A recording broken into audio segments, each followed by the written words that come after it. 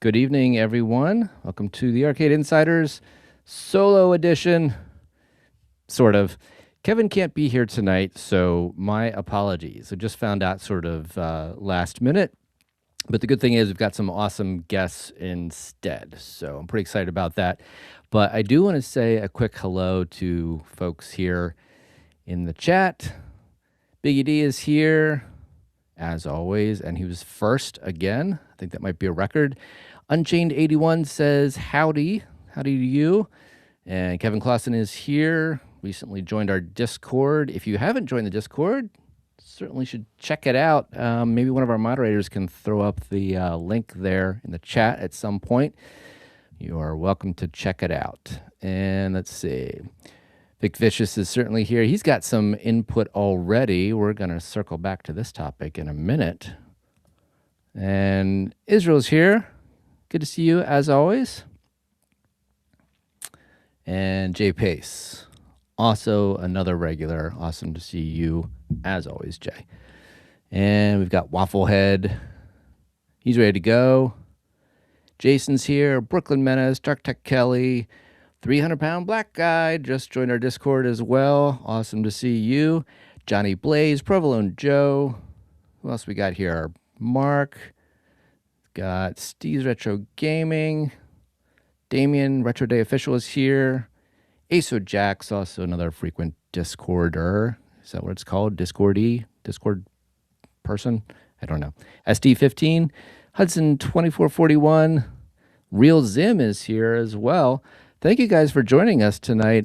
Before we get started, I just want to talk about the topic quickly. We're sort of saying, hey, if you were CEO for a day, what would you do to fix some of the issues we've been seeing with these home arcade companies? So we got some special guests tonight. One or two might be joining later. One or two might be leaving early. We'll just see how it goes, kind of play it by ear.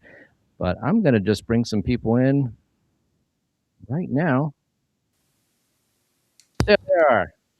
Good evening, gentlemen. Welcome, Jay. Oh, hello. Mike. I'm on the big screen. And Josh begged and pleaded his way onto the screen. So here we go. Josh, what are those army helmets behind you? Yeah, I collect a lot of military surplus. All my fun stuff's in front of me, but I've been decorating a little bit with some other, and I moved them from the styrofoam heads, so it may look like I'm a little psycho with that. But no, that doesn't give me thought. Totally normal. Styrofoam heads. Yeah, that's a collection. I mean, do they have names? Is one of them Danny in there? And... They're all Danny. There's James and Mikey B. And... Oh my God. I gotta start being more nice to you. I can get you to cross me off the list. Well, hey, we have another. Look at this, another guest, just like that. Hello. Boom. I didn't know we had to bring heads today. Do I need to go grab? Do I need to go grab some or?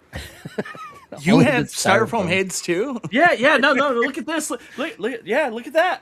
Yeah. I mean, yeah, at least that one's more normal. What's up, guys? Happy Thursday, everybody. Yeah, happy Thursday to you. We just got started. I kind of had a chance to mention here quickly that Kevin's not going to be able to join us tonight. He had a family commitment come up last minute, so man. Yeah, apologies for that. But he said everybody knows how I feel about stuff anyway, so just let these guys run with things. So we're absolutely going to do that. Just said hello to some people in the chat. You can admit it, Paul. Like, Kevin's quitting. Like, he's just tired of it. He didn't want me to be on the show.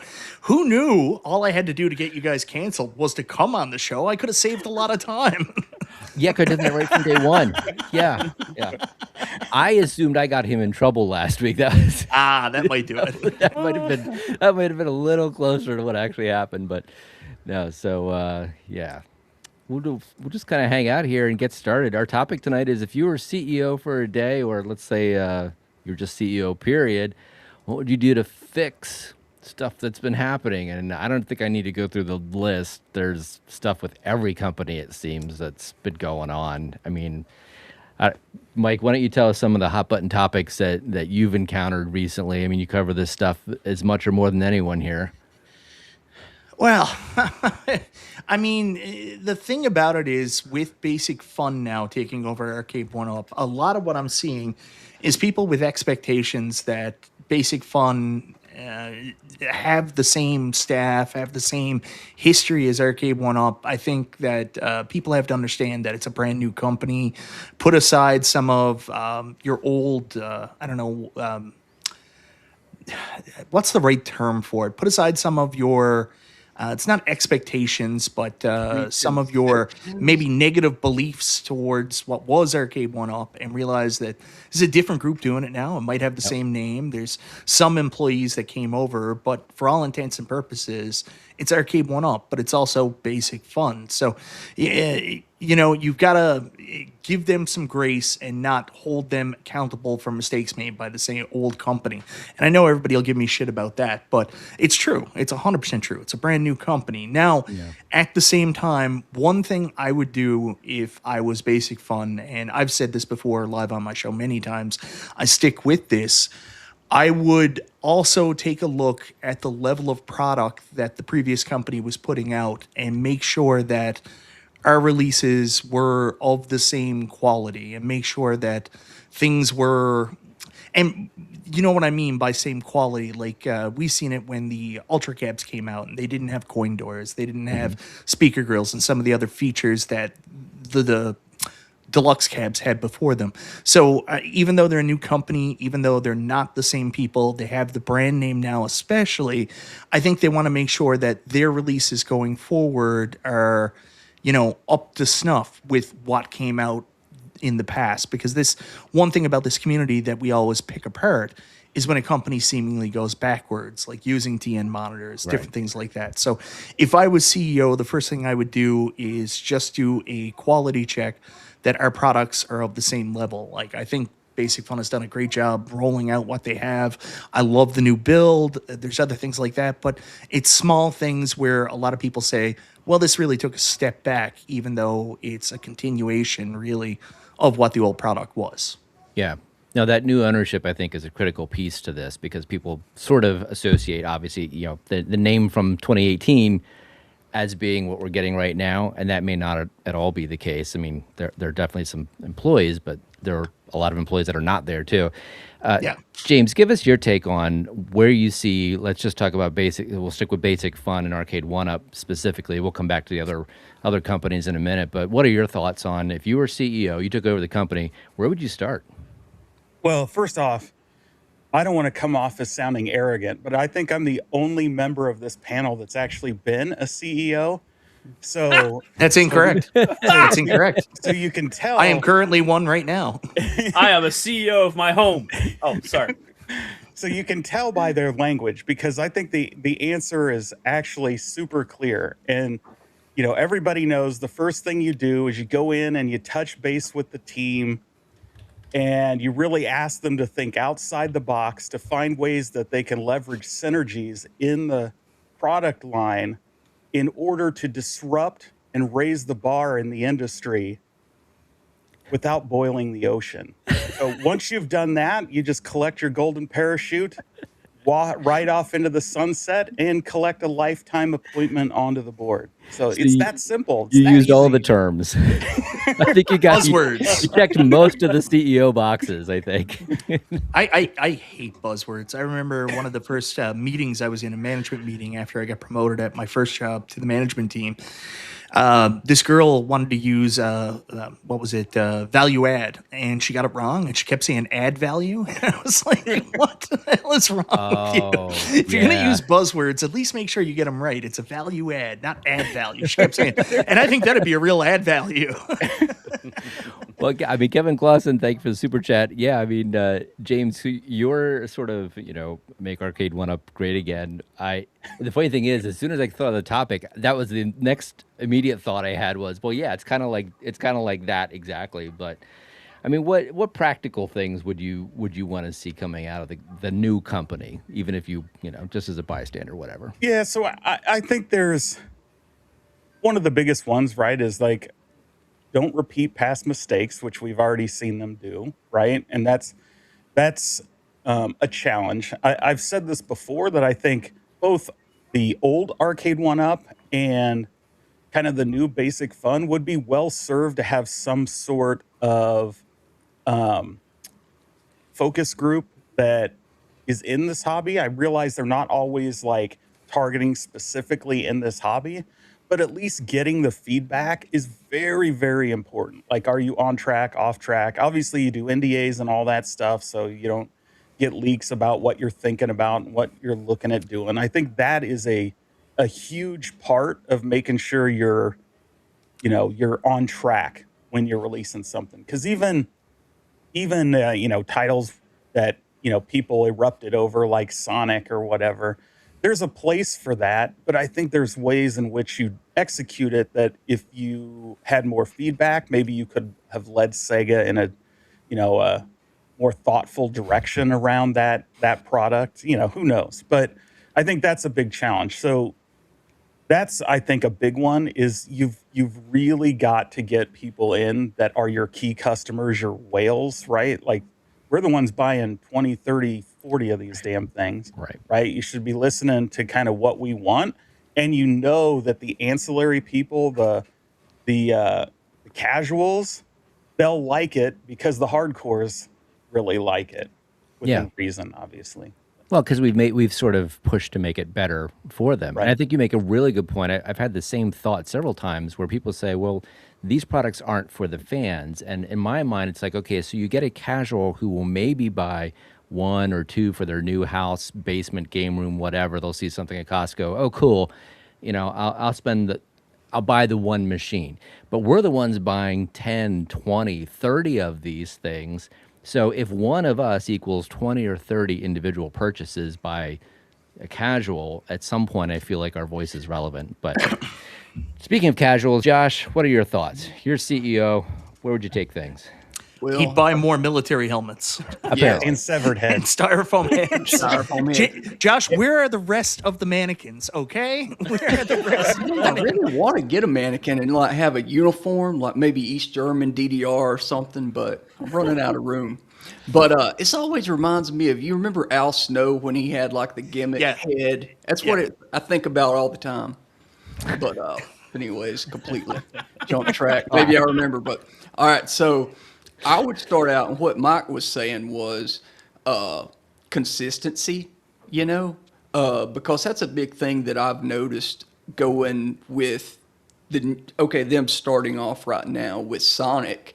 Like, why is there the front panel doesn't have the any part? You know what I mean? Like, it's just flat box. Like, why are we taking a step back? It just seems kind of, because if you look at something like the MVSX, I mean, it's just, you're going to be bumping into that kick plate, Yep. And so I would focus on consistency and not having, one step forward, two step back, and jumping around. I'd focus on the consistency and getting a quality, consistent product. And then I would work on communication, like James was saying about focus groups.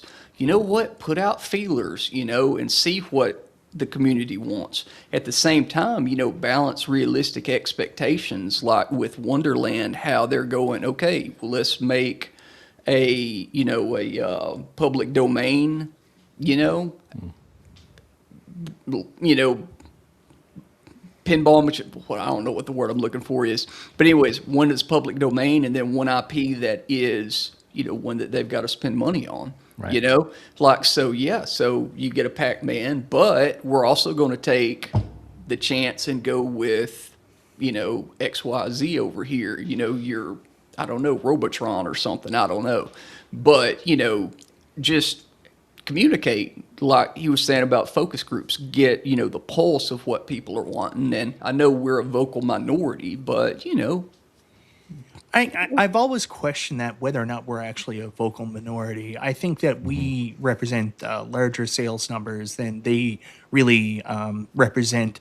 I watched something recently and read something recently about like the toxic culture that surrounded Xbox former employee was talking about it before the regime change, and they intentionally said they weren't making games for their hardcore gamers. They had some kind of issue with the hardcore gamers, so they were trying to bring in casuals. That was always their focus, and they were working against like the hardcore people you would think they want to take in. And I think that's a business concept that gets passed around from all these companies. Not saying Arcade 1-Up, currently Basic Fun has that, because everything I've seen from them has been the opposite. But I can tell you the old Arcade 1-Up was 100% like that. That was their mindset. And, I think they suffered because of it. Really quickly, because I know you got to get to Todd, and Todd's going to talk about coming up with some kind of payment plan to help fans with storage units and stuff like that. Oh, but I had one more point too. All right. Transparency and just being clear with the community too. Like, just not being secretive. I mean, I know there's so much that you can't say, but at the same time, be like, look, this is what we're trying to do. This is what we want to do. And, I know that they have to, keep some of their cards close to their chest for reveals at like Comic-Con or wherever, but, just be open a little bit more. I don't know. Like say, hey, these are some of the, IPs that we're going after and we think you'll be really excited about. That could go two ways, because it may be something that people like Sonic, they're like, oh, we don't want that. And maybe, I don't know. But, just, I don't know. I think those three things would probably. So a couple, sorry, Todd, I know you're waiting to talk, and I'm sorry for talking over. I can't help myself. But I do want to go back to the focus group, because I do think that's a really good idea. But they did have a focus group previously.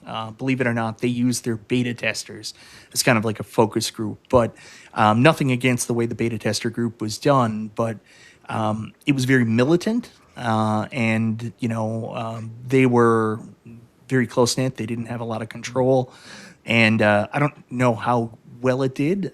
The company's really got to be willing to embrace that group and treat it more than just a lens if they do bring it on. They can't just bring it on and say, well, we ran it by our, group to try to use it as a shield for decisions the community don't like. You actually have to empower them and, use the advice they give. So, like, I'm also going to cut off Todd here a little bit because it's fun. Yeah, fuck Todd. He has to speak before he can be cut off. That's the problem. Yes, actually. So the thing, like, the way I would approach the focus group is truly like not a set body, like, and I'm not talking about a bunch of YouTubers or beta testers. I'm talking about actual members of the community. They're big customers. Like, bring them in, and to your point earlier. And you rotate them out on different projects, kind of a thing. And to your point earlier, like, talking about the casuals and the hardcores. Well, right now that this market is in a period where pretty much, unless it's at Costco, it's all online. So you have to know to look for it. It's not like you're just going to bump into it at a Walmart. That's true. And that is this audience, right? Like, way different. The odds that a casual is just going to stumble upon, a Pac-Man arcade or whatever on, Amazon or whatever is pretty small. They have to be looking for it. It's not just going to be sitting there when they're browsing for their, 15-pound pack of, Fruit Loops or whatever it is. It's a huge shift, though. You're absolutely right. And Kevin was talking in the past about like trying to get into like Nebraska Furniture Mart and kind of like do this sort of like, hey, we just built a new home. We've got an empty basement. How do we furnish it?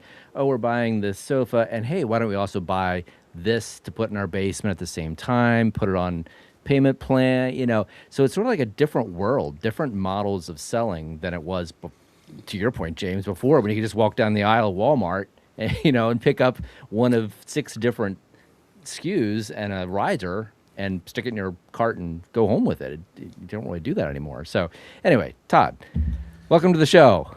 So anyways, guys, I really want to get in here. Go ahead, Todd. Thank you, Michael B. Thank you. No, boys, I think that those are all fantastic ideas, but I'm probably the social butterfly of the group, right? I feel like that they need to really work, and I've seen improvement with Basic Fun, but I would love to see more improvement in their social channels, their PR team, getting really out there and yeah, hitting us as a community, hitting the shows and stuff like that. Really, just driving it home that they're back. That they're going to be a better product, and getting that feedback from us. Now, you guys remember the Arcade One app, right? All of us did it. We all became friends on it, and then we never used it. And here's something that I feel like could really help us as a group. And I know Michael B's like, I already have enough social apps. I already talk to you people on Discord and Well, I lost Facebook. I'm looking for something new, Todd. Jazz me there up. you go. I'm just saying that there's opportunity for the people that love these things, the hardcores and the casuals too. Bring them into that. Bring them into those elements of the social aspect, because let's face it, it's a bigger community than you think. And getting those people to come in and interact and grow that momentum, and getting those feedback directly in almost real time is awesome. So I think for sure you need to work on that. That's what I would do if I was a CEO. Focus a little bit. Yes, there's other things that need to be fixed, and you guys are all right on that. But I think that aspect of the PR and the social aspect is important too, just to add to everything that you guys are doing. Yeah, I want to echo some of that just to kind of put a bow on the Basic Fun conversation. My first thought was basically you just got to fix the relationship with the community. And I kind of feel like some of that could be done through doing things that Arcade One Up never did historically. Yeah, that's the thing. That's the baggage that comes with buying that brand and taking that name. And people still to this day, say to me, they're like, you can't trust Arcade One Up. And I'm like, it's a different company. It's not the same company. You can't hold them accountable to the mistakes that somebody else made just because they have the same name. That's what I was talking about in the beginning. And it seems like a really double-edged sword, because obviously Arcade One Up had some trouble there towards the end with retailers, getting paid. Yeah. They obviously had some trouble with the community and perceptions. So it's kind of interesting. Obviously I don't know what they paid or anything, but it's interesting that they decided to make that investment rather than kind of, create their own brand and run with it. Because they had arcade classics. They could have kept going with that, but that's what I said too. I didn't know if there was a need for them to become Arcade One Up. I didn't know if that would help them or set them back when they first took over the company. I'm like, I don't get it, but I do get it. It's a brand name that is familiar. So well, but now you also have expectations too. For instance, online, is that still going to be a thing going forward? My sort of hot take on this is I don't think it should be for them. I don't think there's enough, like when we've done surveys on Reddit and stuff, there weren't enough people that showed like, hey, this is really important to me. Keep investing in this. I'm not saying take it down, but I don't think going forward that's going to be like a huge game changer for them. I'd rather see them invest in things like quality control, making sure your PCBs don't overheat, and having backups available to ship if they do. Maybe extend the warranty. Maybe make it like a 2-year warranty that can give people more confidence in buying these things, because they're not getting any cheaper. Maybe create some kind of advisory panel, like James was saying. Maybe rotate it out every whatever. Maybe every quarter you have a new group of 10 people or something that you pick randomly. Just be careful how that's done, because we've all seen it with different like home arcade companies and stuff like that, where they reach out to a community member that's willing to volunteer, and then that community member lets it get to their head, becomes a complete stooge for the company. Yeah, well. And then I'm not talking about James. I don't know where he. I am readily available. No, but what I'm saying is it's so weird how the smallest amount of power can corrupt people sometimes. Like it's the smallest amount of power in the entire world. It's just like, you are our Facebook moderator, and then all of a sudden it's like, dun, dun, dun. Well, and I think rotating them out is, I think, what keeps that from happening, because no one person can say, well, I made this and, whatever. Yeah, and you can also get wisdom of the crowd by doing surveys and things like that. I don't think Well, Arcade One Up ever really did a survey type thing of the community, and I other kept, than like Get Loud yeah, I campaigns, kept right? saying they but the Get should. Loud campaign had no legs. They had no Yeah. plans for it. It was a buzzword and there was no real long-term plans. I think focus groups are good, but like I would love to see them do some hardcore market research to find out Yeah. whether or not like this idea that the people that are crazy about them are in fact the vocal minority, or do we represent more? Like, understand your audience. And again, this is so hard because all of us can sit here and say whatever we want and talk about like what I would do. None of us really have a full understanding of how this works, right? Like, we learn as we go on. We find out that, you know, this doesn't really work unless they have someone to buy the cabs. With the old Arcade One Up, we found out pretty quickly it's not about what we want, it's about what the retailers want. Now, with Basic Fun Arcade One Up, their only real retailer right now is Spreetail. So essentially, it's what Spreetail wants, I'm assuming. And from watching the show, Kevin doesn't think they can sell a Qbert, so everything sucks. I'll also push back on Paul. Oh, hold a little on bit. 1 second. Bill's in the background, and he just keeps grunting and Yeah, snorting. no, and I yeah, can't handle no. it. Please Can we let let that him man in? in. Out He to is. bring him in. Oh, as you the could hear that, huh? hero who could save all of it. Right. But James, go ahead. You had a thought on Yeah, something I said. I'm going to push back on you a little bit on the online. So 90% of the time, I'd agree with you. I think online is overkill. It's a lot of money. But I think when you're doing something that is more cooperative, like beat 'em ups or WrestleFest, like WrestleFest, even with its like lack of main character, right? Like main enemy, would have sold 10 times as much if I could wrestle with my friends, if I could get in and do a Royal Rumble with everybody in the community, right? Like, I'm not a huge wrestling fan, haven't been for a long time. And I bought that cab because I was just wanted to check it out. I would have kept it if it had online because I'd want to jump in with people and wrestle and just have a good time in there. Yeah, Like, there's, you there's, know, there's all certainly a on my market. own. I don't care about that game enough to have fun with it, just like Yeah. playing the computer. But playing other people would have been a blast. I think fighting games in particular, or in this case, obviously something like Yeah. wrestling, that makes a lot of sense. And I'm referring specifically to this survey that this is now a couple of years old, but I was shocked by this when we did it on Reddit. And it's not a huge sample set. It's only 167 people, but I was still very surprised that it was as Yeah, but- high as it was. What kind of people are on Reddit? It mainly seems like the kind of people on Reddit would have some kind All of weird questionable. mannequin collection and military hats in their Oh, very background. questionable. Oh boy. All right. Well, so Retro Bill is here. I want to make sure you get a chance to actually talk about the topic, which is if you're CEO of these companies, we started out with Basic Fun. What would you do to kind of right the ship from whatever perceived wrongs are happening currently? And we're not singling out any one company. We're just talking about kind of with each of them having some missteps over the past several months. What would you do? What would you change?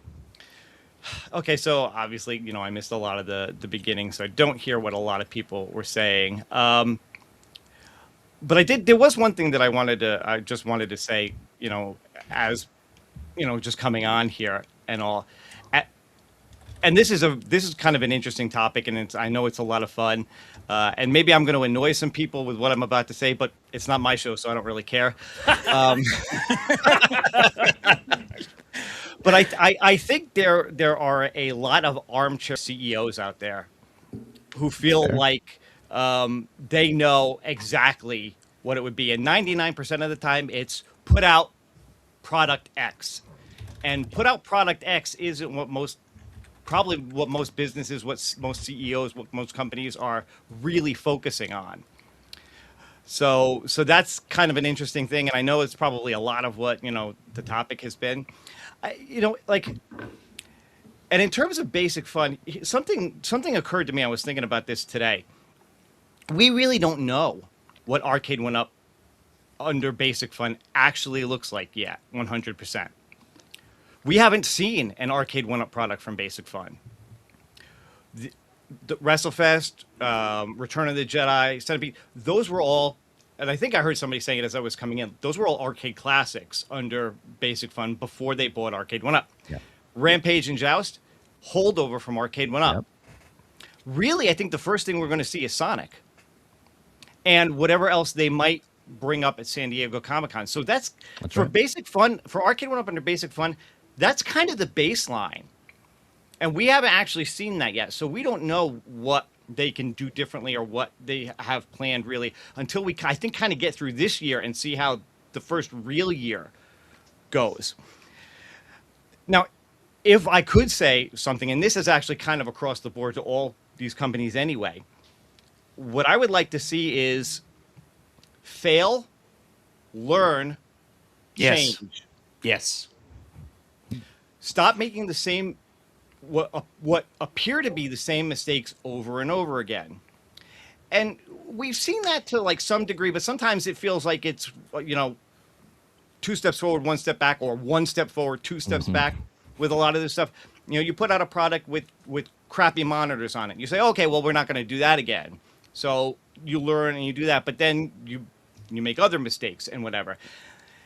And I'm hoping that with Basic Fun and Arcade 1-Up, that they see what worked and what didn't work with the Arcade Classic stuff. They see what worked and what didn't work with Arcade 1-Up, and they're able to kind of work on that to continue to put out better products going forward. And again, that holds true for like Iconic with their first one here. Hopefully they learn from a lot of the mistakes that we're seeing now, and they can fix those by the time Double Dragon and the next thing comes out, and so on and so forth. So if there's anything I would say is failure isn't necessarily a bad thing, as long as you can learn from it and change and go forward.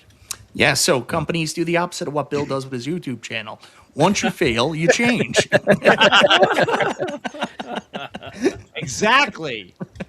Wait. Bill has a channel? I didn't. Yes, News to me. Yes. Oh, wow. Okay. I thought he was talking about his ham radio channel. Oh, that one. He has one. Yeah. There was a Breaker, super breaker, chat 19. from Console Fanboy Yeah. who is not any bit crazy. Not at all. So he says, here's what they can change. How about keeping the promises when Cyrus expressed his love for XL since 2021, and 5 years later, nothing comes? Well, I mean, obviously, Cyrus is in a very different position with the new company. I don't know if he really has any kind of retail control, and I don't even know if he had any retail control when he was in his other role at the other company. Yep. So I would say that keep your pants dry. Yeah, keep calm, because we're getting 3 Supremes coming up at Comic-Con, and hopefully this is a sign of better things to come. I think the old Arcade 1-Up got into a exclusivity deal through whatever happened. So, they were only doing 1 Supreme cab or XL cab a year, and that absolutely killed all interest and all excitement overall for the hobby for people that wanted the XLs. Yeah. It's and, honest. Console Fanboy says, well, he was in an ad. He was in an ad for the old Tastemakers product, which was the Joust Rampage cabinet, which was produced, back when he was there. So that's a totally different animal from where he is now. And Kevin's already said no Slim Katie's, not doing, what was the last thing he talked about? That no more mashup cabs, like none have even been talked about. I don't think there's any casino cades. There's probably half a dozen other experimental form factors that they're just not going to bother with. Yeah, so which is a good move. Yeah, right. Yeah, simplify the product line and get to your core sellers. So I think to Bill's point, they probably have learned some things at least, but we haven't actually seen what the real Basic Fun product looks like yet. So. Yep. I can also tell you, Console Fanboy, they don't trust you at all. Love goes both ways. Here's a hot take, though. I would like to see them bring forth the pub tables. Yes, thought I that like was the really pub good. tables. They're good a form factor. cool item they can put in club stores, and if done right, can be really special. Like, you don't need to do all the pub tables. I know I'm going to get hate on historians still going off crazy about talking about how online needs to go there in the chat and how the Redditors are right about everything. But I think when you get into like an idea for an updated cocktail game, I think that's a really good idea. Where I think that and people might disagree with me on this, I thought the head-to-head idea was dumb as shit. Two 13-inch monitors back to Yeah. back. So I don't not think you need great. to try to put modern fighting games in those. If you're going to do Oh, yeah, pub no. tables, focus on older vertical based games. Like we could see a Capcom 1942 pub table. I think that'd be a bang up idea. I would love like a vertical shmup pub table. I think that's really good. Are you talking cocktail or the actual big pub tables? I think that the big pub tables need to be an evolution of the cocktail table. I don't think Arcade 1-Up can really do a cocktail table correctly. It's going to be too small. It's going to be too cramped. I've never owned one, but it always seemed like people had to put like furniture risers on them to actually even remotely use them right. So I'd say screw it and just do the pub table. What if you had? I mean, what if somebody else, like let's just throw out like Unico or Iconic or somebody else did that style of table where they seem to be more inclined to do a slightly bigger size, a slightly heftier build. Do you think that would? I mean, I haven't heard anything about that not being a possibility from any of these companies, including Basic Fun. That wasn't something that I've heard. No, it's off the table.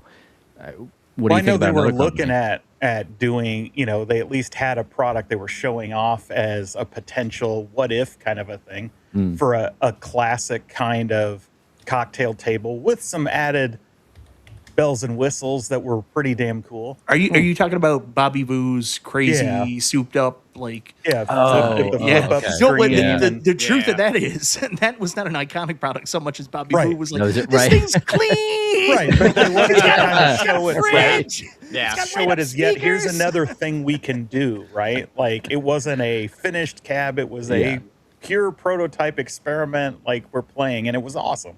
Yeah. Well, I mean, clearly we've kind of gotten into product because we always go into product, but it seems like there's still some foundational things the company could work on to improve. If I could go back, I wanted to talk about the idea of the Arcade 1-Up app. I actually really agree with Todd. I think the Arcade 1-Up app could have been absolutely awesome, especially with the online that our buddy Historian wants so bad. So one of the things that really killed me was the online really served no purpose. Like at all. Like the app served no purpose except for you to didn't. track your machines. But then, like even then, like I don't even know if I could go in and look at James' profile and see his machines. And why would I even care? The idea for it was so that we could connect. So the only real purpose for that app should have been that it works kind of like Xbox. Like if James went in, turned on his X-Men arcade, it would have said James just logged in. And then I could be like, oh shit, James is online playing X-Men. Yeah. I'm going to go to and turn on my machine and see if I can join the game with him. That's the kind of That would've been functionality great. it should Yes. add. Yeah. Yep, and talk about a tool where you could push out surveys and stuff, right? You have an app on their phone. Hey, we have 5 questions for you. Take 2 minutes to answer. Yeah. And Yeah, but- that's the point that Dave is making here in the chat. Here, it didn't really have a purpose. Like what? Oh, I need to access the serial number of my unit. Thank goodness I have the app. Like, how many times you got to need to do that? And Well, it, some of that was for warranty purposes. They kind of pushed the warranty onto the app, which is great for them. And I guess if you have a warranty issue, but it really didn't mean anything. Once you do that, once Right. you set that up, who cares? I think So, you got but- like a 90-day extended warranty for getting the app when they first came out or something. Yeah. But then after that, everybody kind of forgot about it and just. Oh, so really quickly too, there was an individual earlier. I didn't catch his name. He didn't seem familiar, but he asked some kind of question about, ask me, Paul, live on air about my 10 out of 10 iconic review. So I'm a little bit confused because I think he has me confused with somebody else. Anybody that watched my review, I didn't say that. I did say during my initial first response that it's hard to find faults with this. And of course, yes, it was hard to find faults the first day I had it, like the things we normally look at in terms of the monitor, the way everything's built, everything like that is excellent. This is a really well laid out cab. But there was some stuff that after testing, like you find out, hey, what is it? Forgotten Worlds. This kind of sucks to play on this. They probably shouldn't have added this. Oh, this one doesn't have scanline features. I mean, that got caught in my review. Now, if you want a 10 out of 10 review, Go check out the Cornercade. He didn't even play all the games, but it's 10 out of 10, which is just an expression, apparently. So let's just get right into Iconic. So, I mean, obviously, you guys heard my rant last week, and there's some other stuff that's come up since then from some people. Mike, since you were just talking, why don't you go right into your thoughts on what you would do differently at Iconic? Obviously, it's a newer company, so we don't have a ton of history. It's not entirely fair to judge them in the same way. But what would you do if you had your druthers? Mike. If I was John, I see John in the chat. If I was John in the chat right now, yes. I say this But lovingly. No pressure. He doesn't own the company. No, in I fairness, know, but he's not. he doesn't own the company. But I wouldn't engage so much with the people providing criticism on Facebook and other social medias. I understand you wanting to help them understand, but I would stay away from that stuff, because you'll get some people that are just absolute dickbags that are just trying to rage bait you. Then you get some other people providing some constructive criticism, and it's hard to sift through all that sometimes. So I would let the criticism be out there, and then I would just prove them wrong with the work I'm doing. All right. James, what are your thoughts? Well, so first, I recognizing that this is the first product out of the gate, and a lot of pressure around that. Like, there's some grace there. Right. But as I'm looking at, say, if I were the CEO and I'm looking at Double Dragon, I'm a software guy, and I've said this before, I believe on my show or somebody else's show. Like, if a software developer tells you it's going to take a month, it's going to take 3 months. If they say it's going to take 6 months, it's going to take 18 months. That's the hardest part of this entire process. And that's not to make light of designing cabs, doing the artwork, all that stuff. The coding stuff can be very, very difficult. And then you've got to have plenty of testing. So I would start on any of these projects with the software, especially when you're Iconic and you're building on a known platform like a Raspberry Pi. You don't need anything else to test this with. Like, start working on the software, get it out to your testers, get it working, get it functioning. And then as you get closer and closer to a good beta, doesn't have to be perfect, knowing that you're still going to be iterating on it. That's when you start production on the cabs and things like that, so that you're delivering a complete product.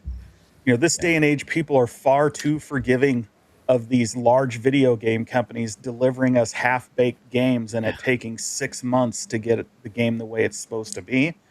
And these retro games, like, they were never like that. They came done, and yes, some of them had issues, but there was no updates or no fixes, right? Well, if it was almost considered a new game. You had the Ultimate Mortal Kombat 3. That was like, it's new artwork, it's new characters or whatever. That was sort of it wasn't just a patch. It was a new title. You got to swap out the whole PCB. Right. So, and speaking of which, so James, you made one point that I wanted to ask about and get some opinions on.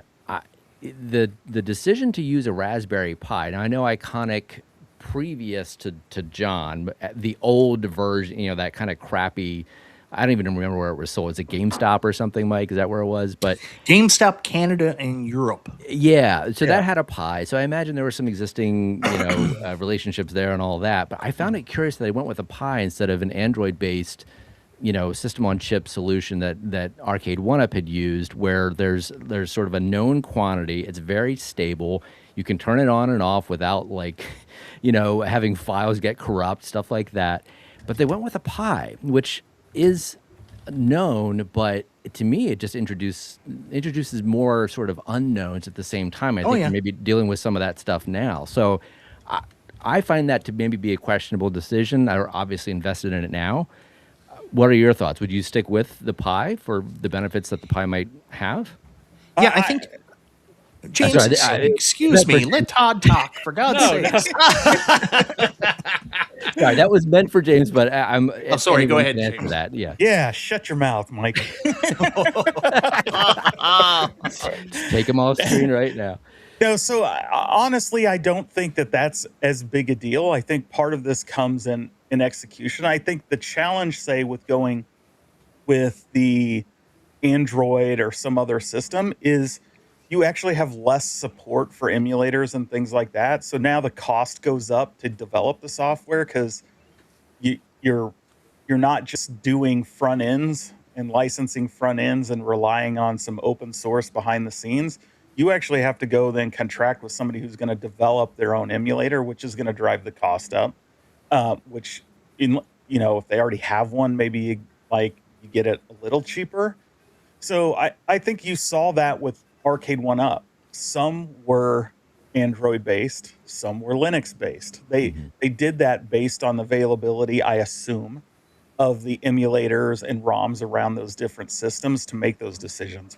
I also think Raspberry Pi acts like a computer. There are ways to have the Raspberry Pi not be a dual power system, right? To where Right. that there's just one way to shut it off and shut it down. Now it's Which not is the what flip it of a should have switch, been. but it's a graceful shutdown Yes. that sends signals to the rest of the stuff to turn it off. There Right. are things to do that. Again, there's a little cost to doing that, but they exist, right? So that's more of in the refinement territory, right? Yeah. Getting away from an early release product and now we're really learning what's the best way to do these things now that they're out in the wild.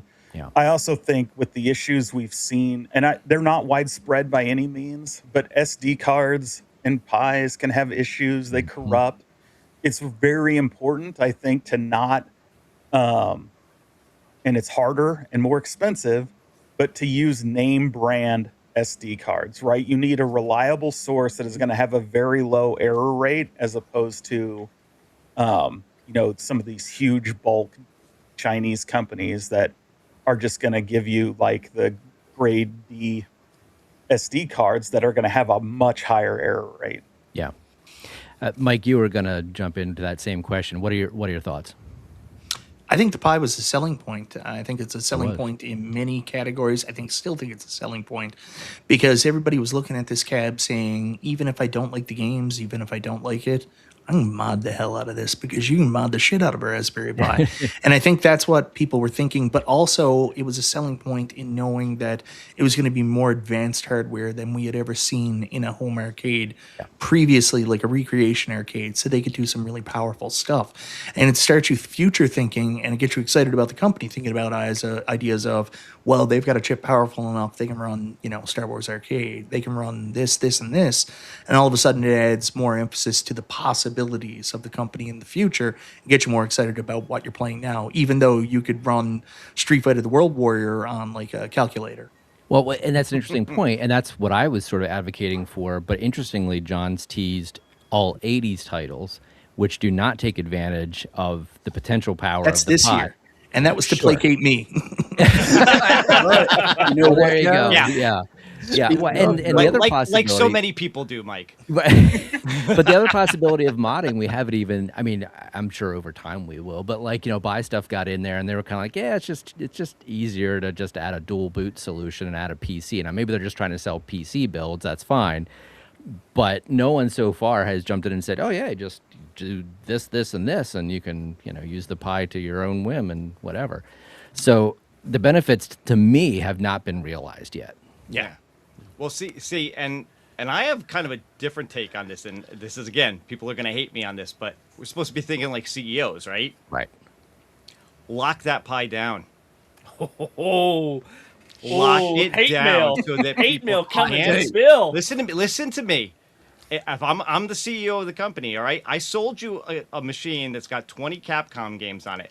That's what you bought.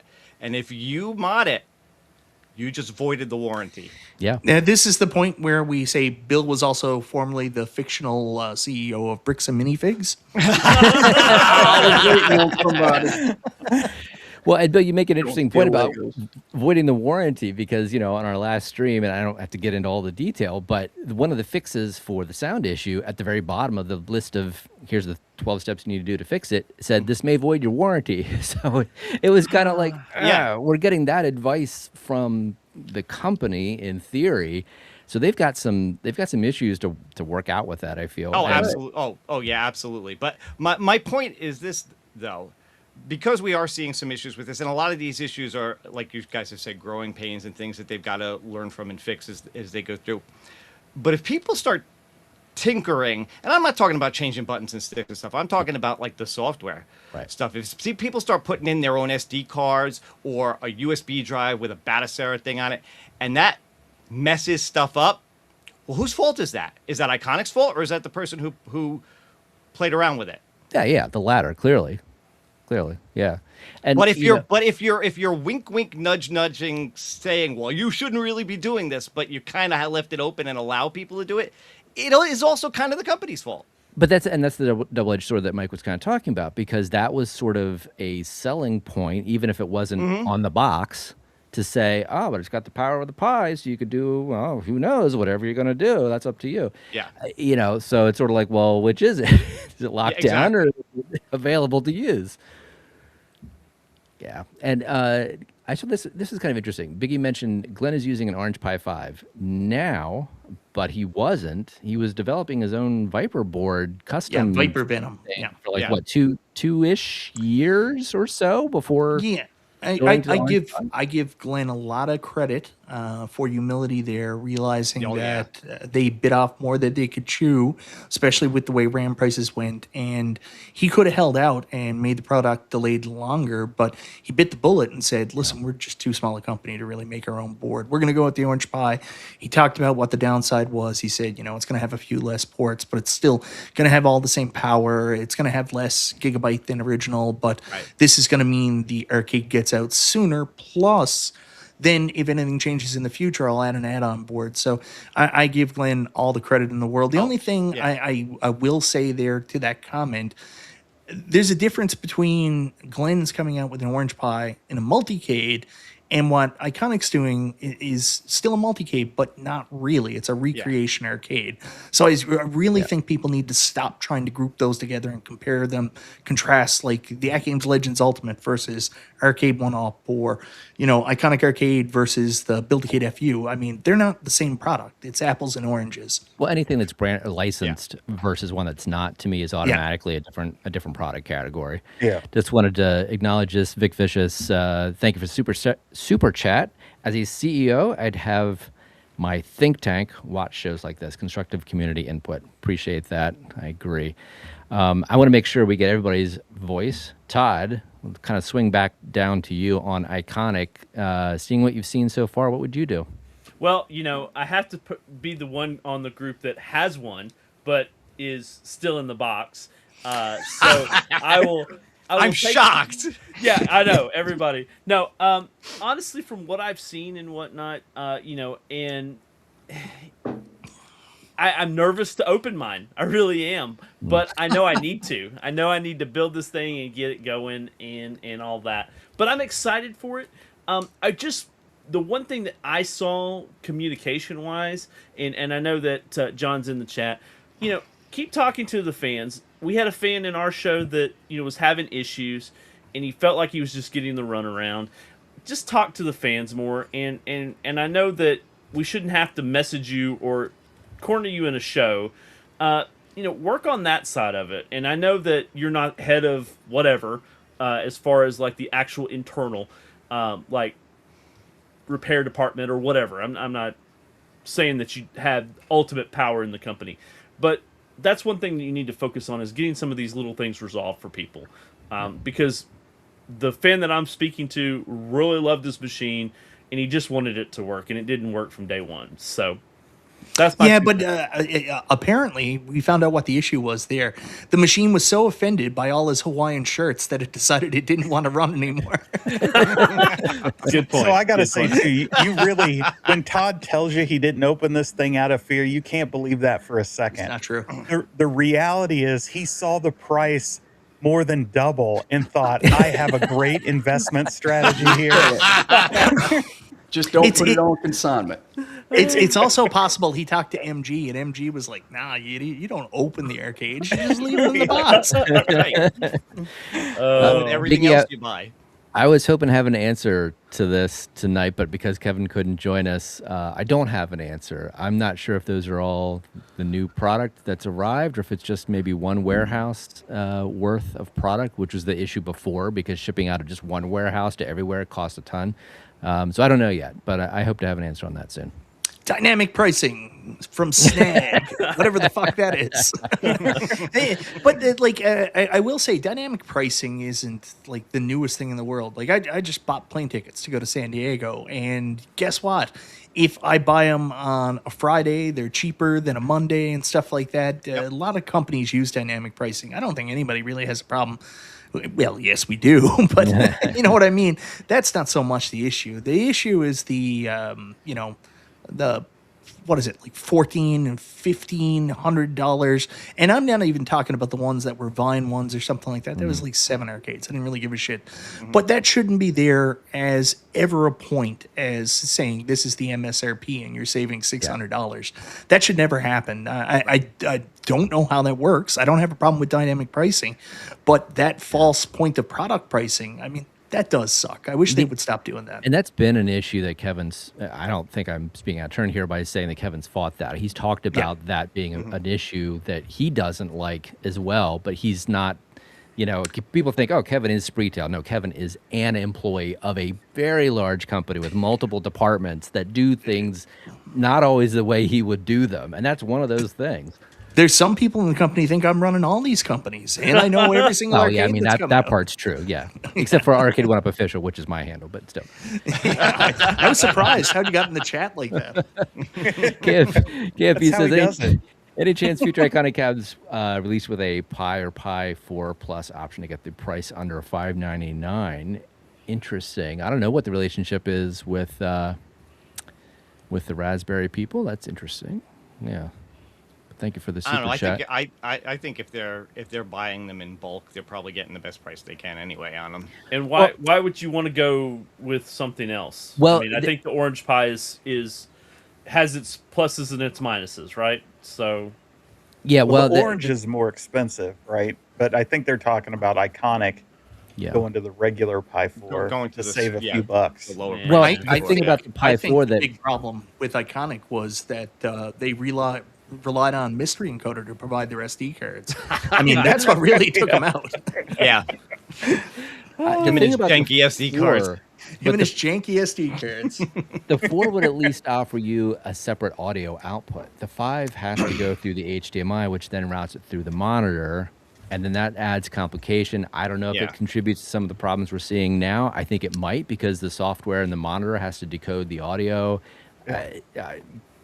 Speculation at this point as to what's causing it, but I bet if you had a Pi 4 that split it on the board and not relied on something else, you might not have some of the same problems. So anyway, I agree with you there. In fact, I've pushed, I've kind of said, like, at some point you just got to say, let's push an update to the software and send everybody a cheap USB nub that has the 3.5 out, right? Because that's an easy fix, and it's a permanent fix, and it's a better fix. I'm not a fan of like audio over HDMI. It's really not a great system. Not for this. I have a Pi 5 and it's sitting right now in a tub in my closet. I got fed up dealing with its quirky issues, and I just don't use it anymore. It's Anyway, I want to acknowledge B Kirby. Thanks for all the memberships. Nice. It's always I'm a member now. It's always appreciated. Oh, look finally. at that.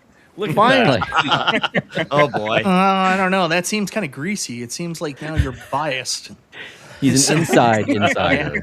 Yeah. It's very confusing. But so my opinion on if I was CEO of Iconic, what would I do? I would focus on refinement. I would pace myself and not stretch myself too thin trying to put out too many cabinets. And I mean, you've got momentum, but at the same time, be humble and say, okay, if this is issues that we've got, just take it and say, we fix that and focus on refinement. Because me as a consumer, I mean, I'm an enthusiast and I can replace controls and stuff, but I just like stuff to work. I just like pressing a button and it comes on and it does what it's supposed to do and you're good to go.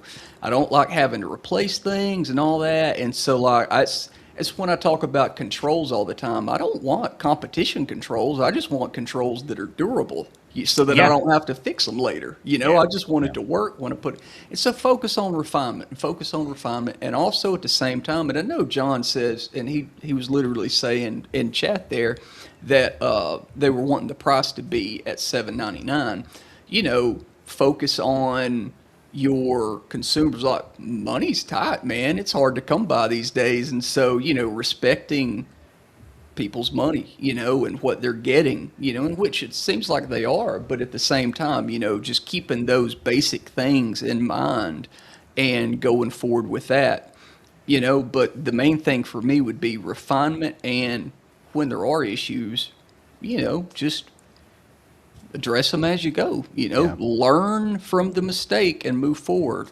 I mean, credit where it's due. And 19K Fox was, I think, the first person that I heard say it's just lacking refinement. At the time, I was kind of like, okay, so it's got some wiring, things are a little confusing, whatever. I can get past that. You don't see any of that, whatever. Manual is not great, but most of us could figure it out. I don't know that. I also think they should send Josh Dindy free stuff. I'm gonna take you off screen. So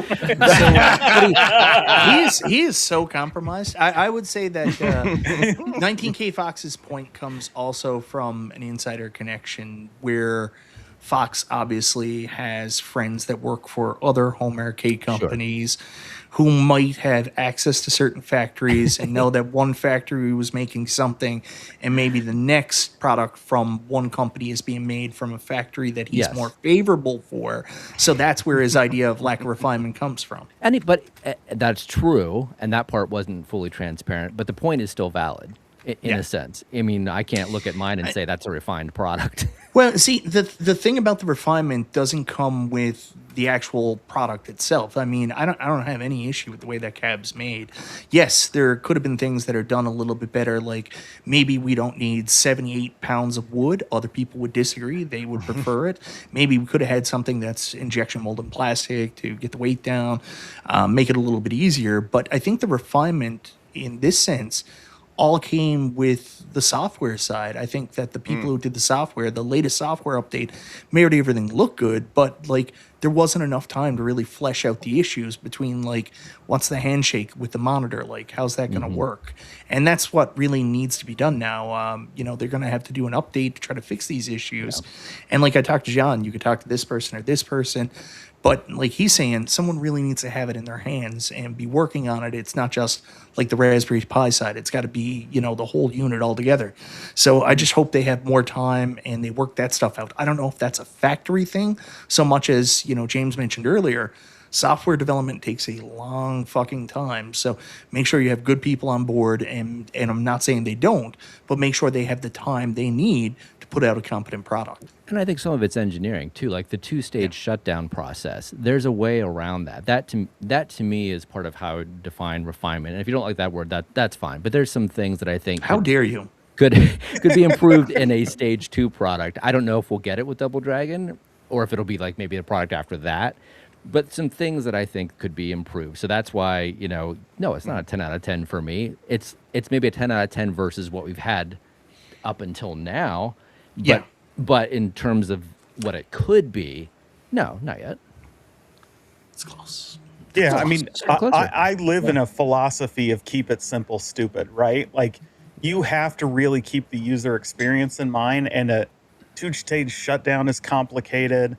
Yeah. A lot of the, you talked, Mike, about some of the wiring, how complicated it is to hook it up. I mean, that it is what it is there, but those are the kinds of things, like, if I'm selling this to, some random Joe off the street, I want it to be so easy that they can't really screw it up. That was the secret sauce of Arcade 1-Up, right? Yeah. You didn't have to be. That's not the like secret sauce of Arcade 1-Up. Well, but the secret sauce of Arcade 1-Up was a pandemic and everybody being forced in their house. And like, what do I do now? But people liked it because it was an easy to build. You felt like you built something, and you connect 2 wires and you're done. right? Yeah. Like it Yeah, there weren't didn't a lot of take a rocket connections. scientist to put the thing together. No, I agree with that. I think we all agree with that. Like that's where it comes into it, where you look at the way Iconic is set up with the 5 wires and stuff like that, and you say to people, "This looks like more of what you see from a custom home build and stuff like that," because you get all these things patched around. So I agree with that term refinement. It would be nice to see that process cleaned up and for it not to be that complicated. Though at the same time, I'm an idiot.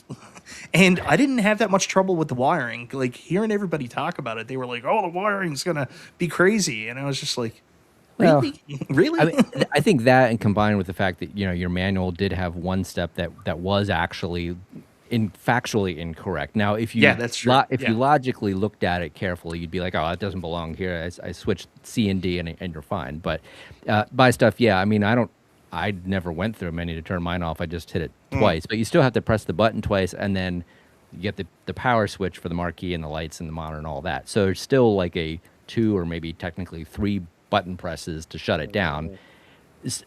I guarantee, like the first week I had it, I accidentally shut the whole thing off at one time because it was out of habit. Because you can do that with an Android-based system and you're fine because their Androids are built for phones. Not with They're a used Pi. to being, but not with a Pi. And I know that I have plenty of Pi machines, but it's just I'm not trained to have to do a 2 or 3 step process. So to James's point, the other machines just worked. This one, it takes more. Poor baby, 2-3 step process. Look at Todd. Todd's got a 37-step process to go play his arcades. He's got to get in the shower. He's got to get in the car. He's got to drive up the I-95. Then he's got to get to a storage unit. He's got to unlock it. I mean, there's so many codes I have to remember. It really does. Those small things matter. Like They I do. would say They the do. same thing to Glenn. Like less is more. Yeah. Right? Like you can try to be all things to everybody, but it makes the thing so much more complicated. It makes it really hard for the average person just to figure out how to use it. And so like, sometimes you as an engineer or as a, somebody who really wants it to do all these different things, you got to let go of some of that stuff in order to make something that is got a much more mass market appeal because it's easier to use. And who wants to have a machine that if their kid accidentally walks up and hits the power button, they're going to wipe out the ability of the machine to play? Or heaven forbid, you've got a power outage at your house. I know, and the right? machine just cuts out. That happen. I live in the woods. It happens to me probably 5 times a year. And I have backups and surges and everything else, but stuff happens. Like, is that going to wipe this out? I mean, that's a real usability issue in my mind. So, I don't know what the future is going to hold. I'm not a huge fan of that implementation so far, but anyway.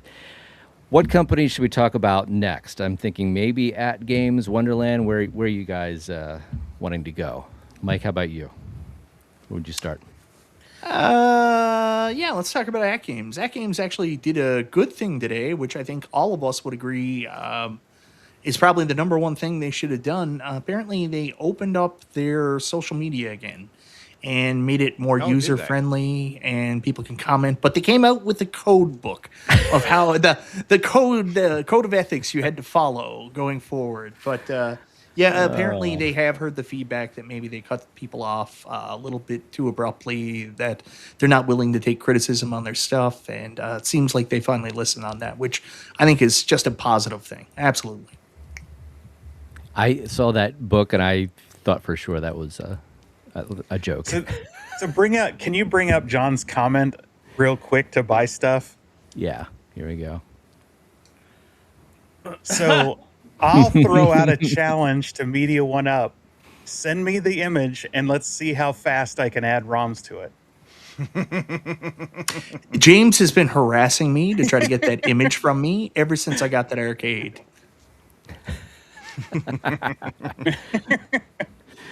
So, Mike, what would you do with AtGames to fix the whatever you want to call it that they've been in? I said this on Super Game Room Dudes last Friday, and I really do believe this. I hope that they can come out with some kind of positive resolution with Zen and move forward. But if they don't, I think AtGames needs to get more comfortable with understanding that if they want retail exposure, it's not necessarily about the company they're with, because no one really, no one at Sears and Roebuck knows who Zen Studios is. What they knew was the Addams Family. That's a marketable brand. So, in order for them to move forward, they can't do the American pinball model of, oh, we're just going to make a pinball based on Barrio's barbecue. There's barbecues everywhere. They have to invest some money in IP, and here's the thing, like, oh shit, we lost the Addams Family, and instead of coming back with something sensible, they're like, we got Sea of Thieves, we got Space Invaders, we got Dinosaur Dynasty, and Sam's Club are like, we don't give a shit about any of those. But if they came back and they said, hey, we just got a Transformers license and we're going to be bringing out a Transformers HTP, then all of a sudden that turns into, hey, we're still interested. James? Oh boy, that's a loaded question. So one of my favorite books is Don't Be an Asshole. And so the first thing I would do is hand PK that book and say, these are your partners. Wow. These are your partners. Oh. Treat them like your partners. Don't burn bridges. Don't try to steal IP out from under them. Don't leak projects they are working on. Don't make promises you don't have agreements on. And I would start there. And part of that, I want to give PK credit. If they're opening up their Facebook and letting people have comments and not deleting negative reviews and things like that, then great. Oh, no. They didn't say they weren't doing that last one. Okay. I think that's a big step in the right direction if they do those things. And I think the 4KP is one of the best products that's been released in home arcade ever. It's a great product. And the problem with AtGames is their leadership. And it's his company, so he just needs to be not an asshole. And I don't say that to be a jerk about it. It's a book. Go read the book, PK, because it really is important that you understand where you are as a business leader and how you need to act to have success. They attack their customers. They have enemies lists. They do this weird stuff. And sometimes, whether you think all these people are dirtbags and you just suck it up and don't say anything, you let them just do their thing and you prove them wrong by making good stuff. Right. And that's all AtGames needs to do, because they make some great stuff. They just need to stay focused on that. Yeah, and you just got to block out the noise. If people are mad because your servers are down, you don't need to shut them up and act like it's this. Just get your fucking servers back up. Yeah. It's that simple, right? The same message I said earlier, people don't need to be on Facebook defending their products or anything like that. Just get the products out. You communicate, but be careful how you communicate with people. Yeah. Todd, what about you? Yeah, I have to agree with both of these guys. It's about building those relationships back and getting back to what it was when you first launched this product. We had expectations of what this was going to be, and we hoped that you were going to build on it. And instead, you crushed all those things in a not great way. And get back to the basics. Don't worry about what people say. And I feel like that you're going to get to where you need to be as a company if you can fix these little tiny things that are happening to you. And I think it takes him understanding that sometimes his leadership isn't strong enough in some of these areas. He's putting himself too much in it as a CEO, and he kind of needs to step back a little bit and let his team do it, because clearly he's got a good team. But he also let go a lot of his team that he needed to be functional as a company. So it's kind of a two-bladed sword here. He's got to have the people there, and he's got to have the support there, but he also needs to not be so... To me, he seems like he's just in too much into his day-to-day, right? There's too much that he has put on himself when he needs to delegate it to the rest of his team. Does that make sense? Does that seem like something feasible that he should be doing. He shouldn't be worried about the little stuff. Yeah. Bill, would you agree with that? Yeah, I would say these are all good points. One of the things Oh, I there would you go. suggest Your is- review codes. Feels like great. He just called What- him an a-hole on the. Hey, I just got Battle EM Plus. I haven't tried it yet though. Eh. Really? It looked pretty good. Anyway, one thing I would suggest, honestly, is at least for now, scrap that the $3,000 machine you're I trying was to going make. to say that. Yep. Just put it on the back burner for now. Focus on building up your client base with the 4K, with the HD, with the HDP, whatever you're going to do. If you can't have Zen, then yeah, I think looking either in-house or finding another partner who can bring other licenses to the table would be a good thing for them. And I know this probably leans more into, Magic Pixel and them, the way that they design tables. But man, get away from the AI art. Get away. Just get some people in who can actually design art and whatever for the tables. People see it coming. They're getting tired of it. They think every table they look at is just AI slop to them. Even if it plays great, they think it just looks like AI slop, and they got to get away from it. It's Yeah, the lack of attention to detail. The eagle fang. I can't think of the name of the table, but the one Star Castle. Yeah, like it Yeah, that changed eagle the had- vulture to an eagle. Like Yeah, that's a had completely no point off being on there. theme for the entire table. Like 100%. how does that even get missed? Like they should have seen that and been able to refine just that area. They didn't pay Get any attention. missed. It was in all of the Yeah, it was in artwork all the promoting marketing. the table. It was in Yep. all the So- marketing. So They should have just had that vampire dude in there. That at least fit the theme. I will say I do suffer, especially with the Magic Pixel, AtGames Originals tables, a lot of sameness. Like everything's the same with all those tables, and it's not just now with the AI art, but I've always said it. Like all the ramps have the exact same lights on them. Like they all look a little bit too similar. They really need to take a hard look at their design and make things. Another thing, everybody loves Scott Shelton, and he's put out some really good digital pinball games in the last little while. But I mentioned it on Dinosaur Dynasty 3.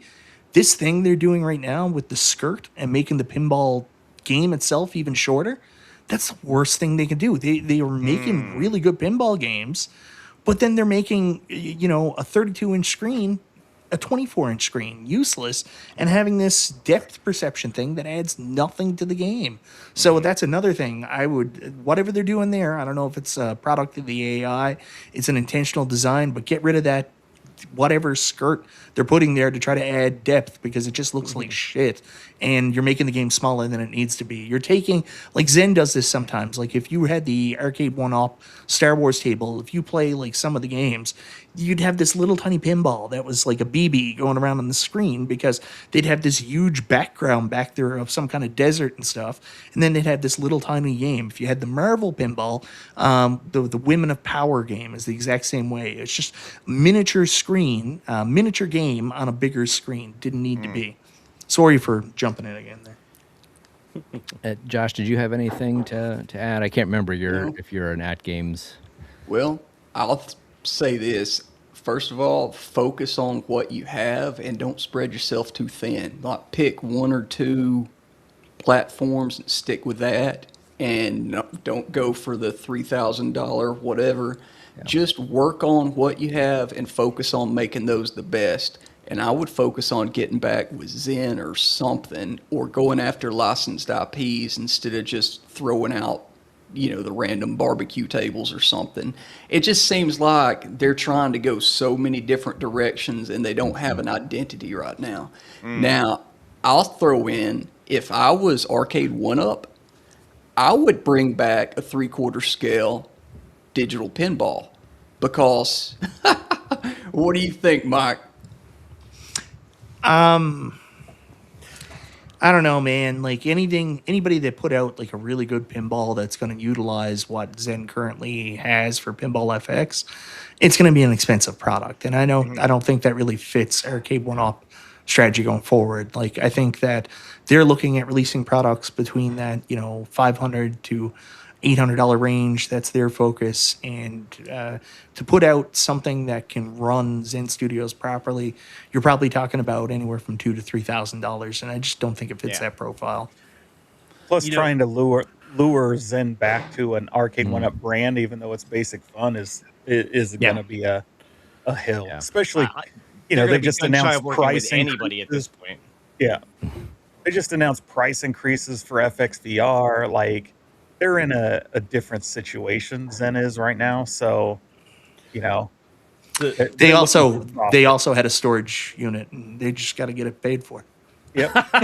but I think this might be, maybe AtGames should just focus on the pinball. Don't worry about the cabinets anymore. And I know people are going to be upset. Don't worry about the HD line anymore.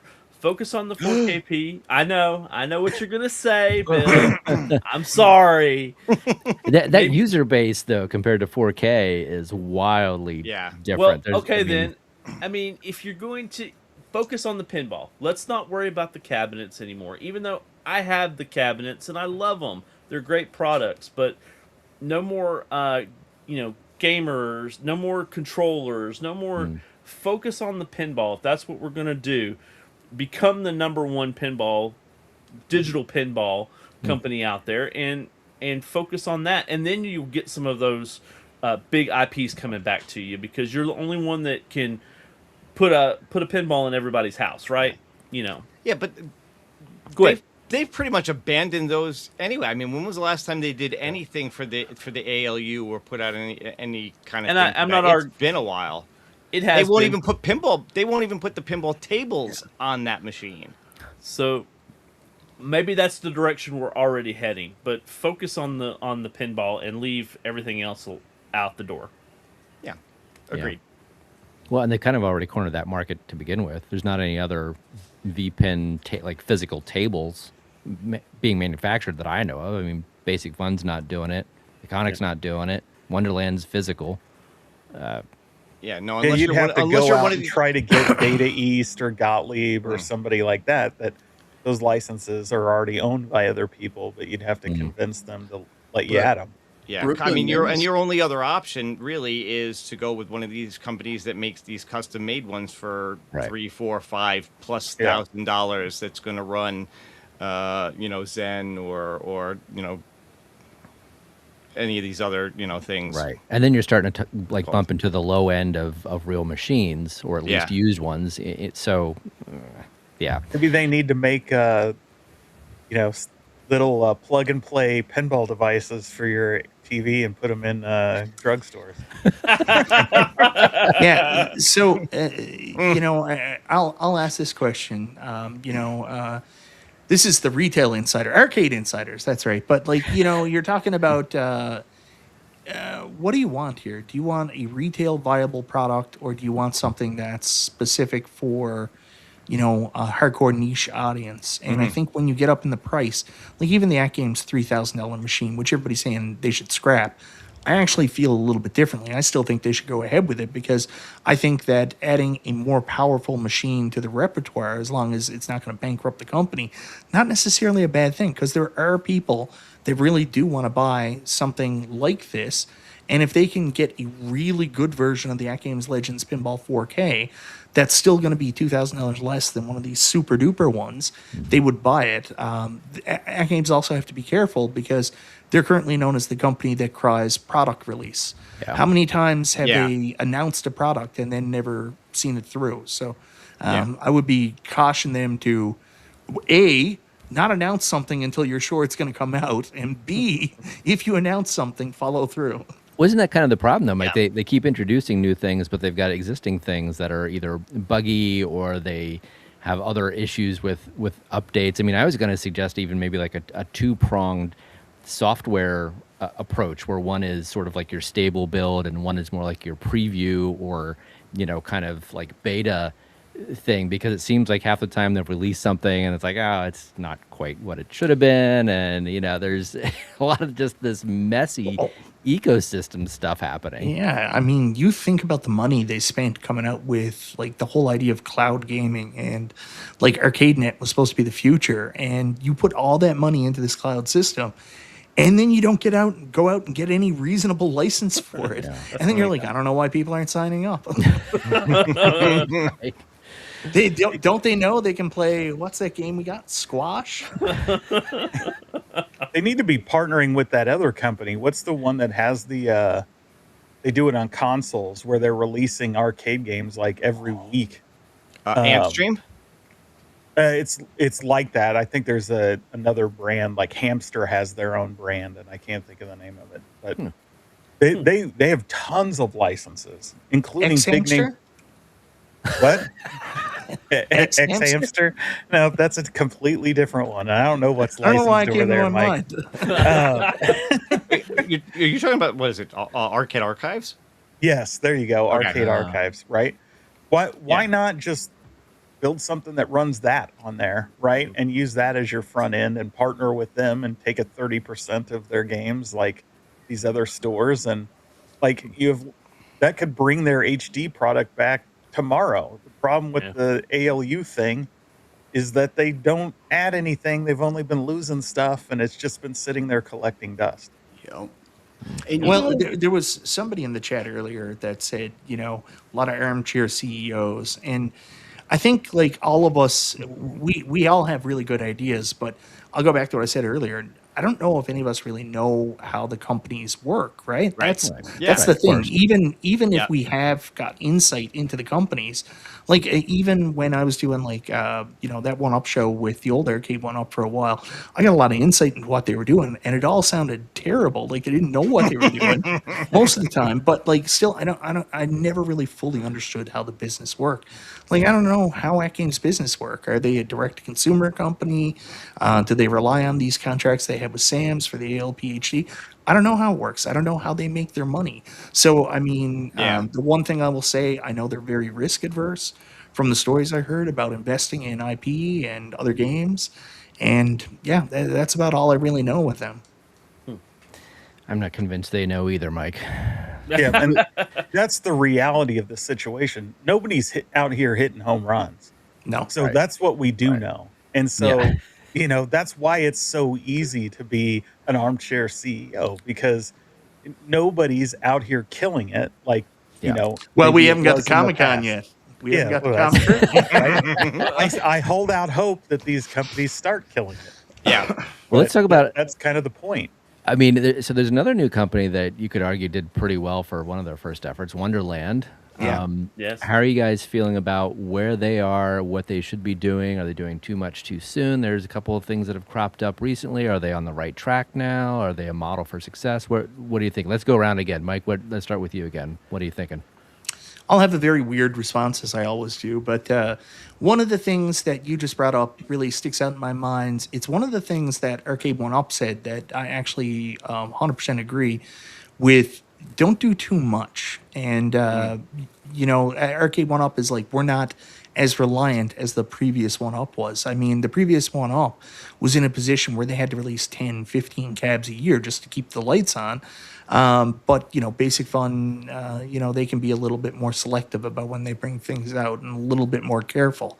So I know that with a company like Iconic, someone mentioned earlier, don't do too much, but, obviously they're trying to get themselves out the ground. So they have plans for what we understand to be 4 more cabs this year, 6 total in 2026.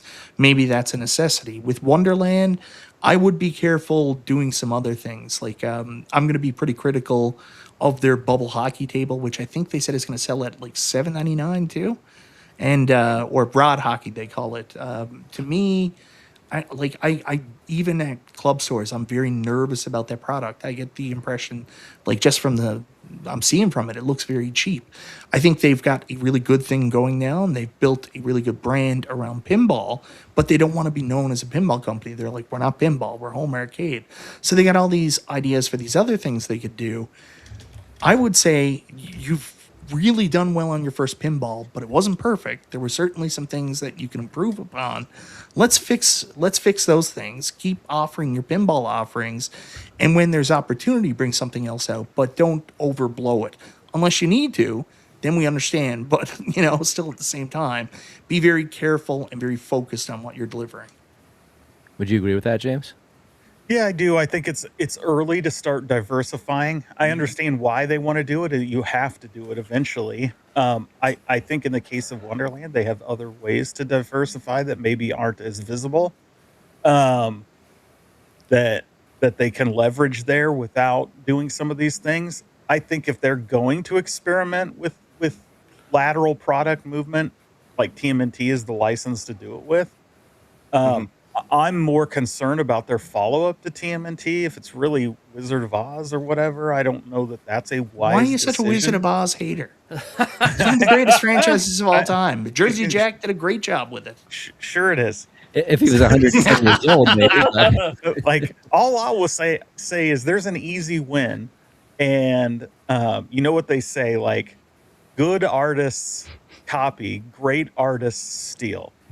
And there are a whole bunch of 80s and 90s pinball machines that are super popular, super successful, and they don't require licenses. You want to go make a table based on Frankenstein and Dracula and all that, you can do it. You want to make a table based on medieval times, you can do it. You want to make a table based on Martians and aliens, you can do it. It's none of these things require money, and they're all bangers. Yeah. You know what they could do? You know what's a real banger? AtGames fucked up. And sorry for swearing so much, but I'm going to swear again. This is the perfect opportunity for Wonderland to do American quilts. 100%. 100%. It could come with a quilt to cover the whole Give us machine. the quilts. Comes with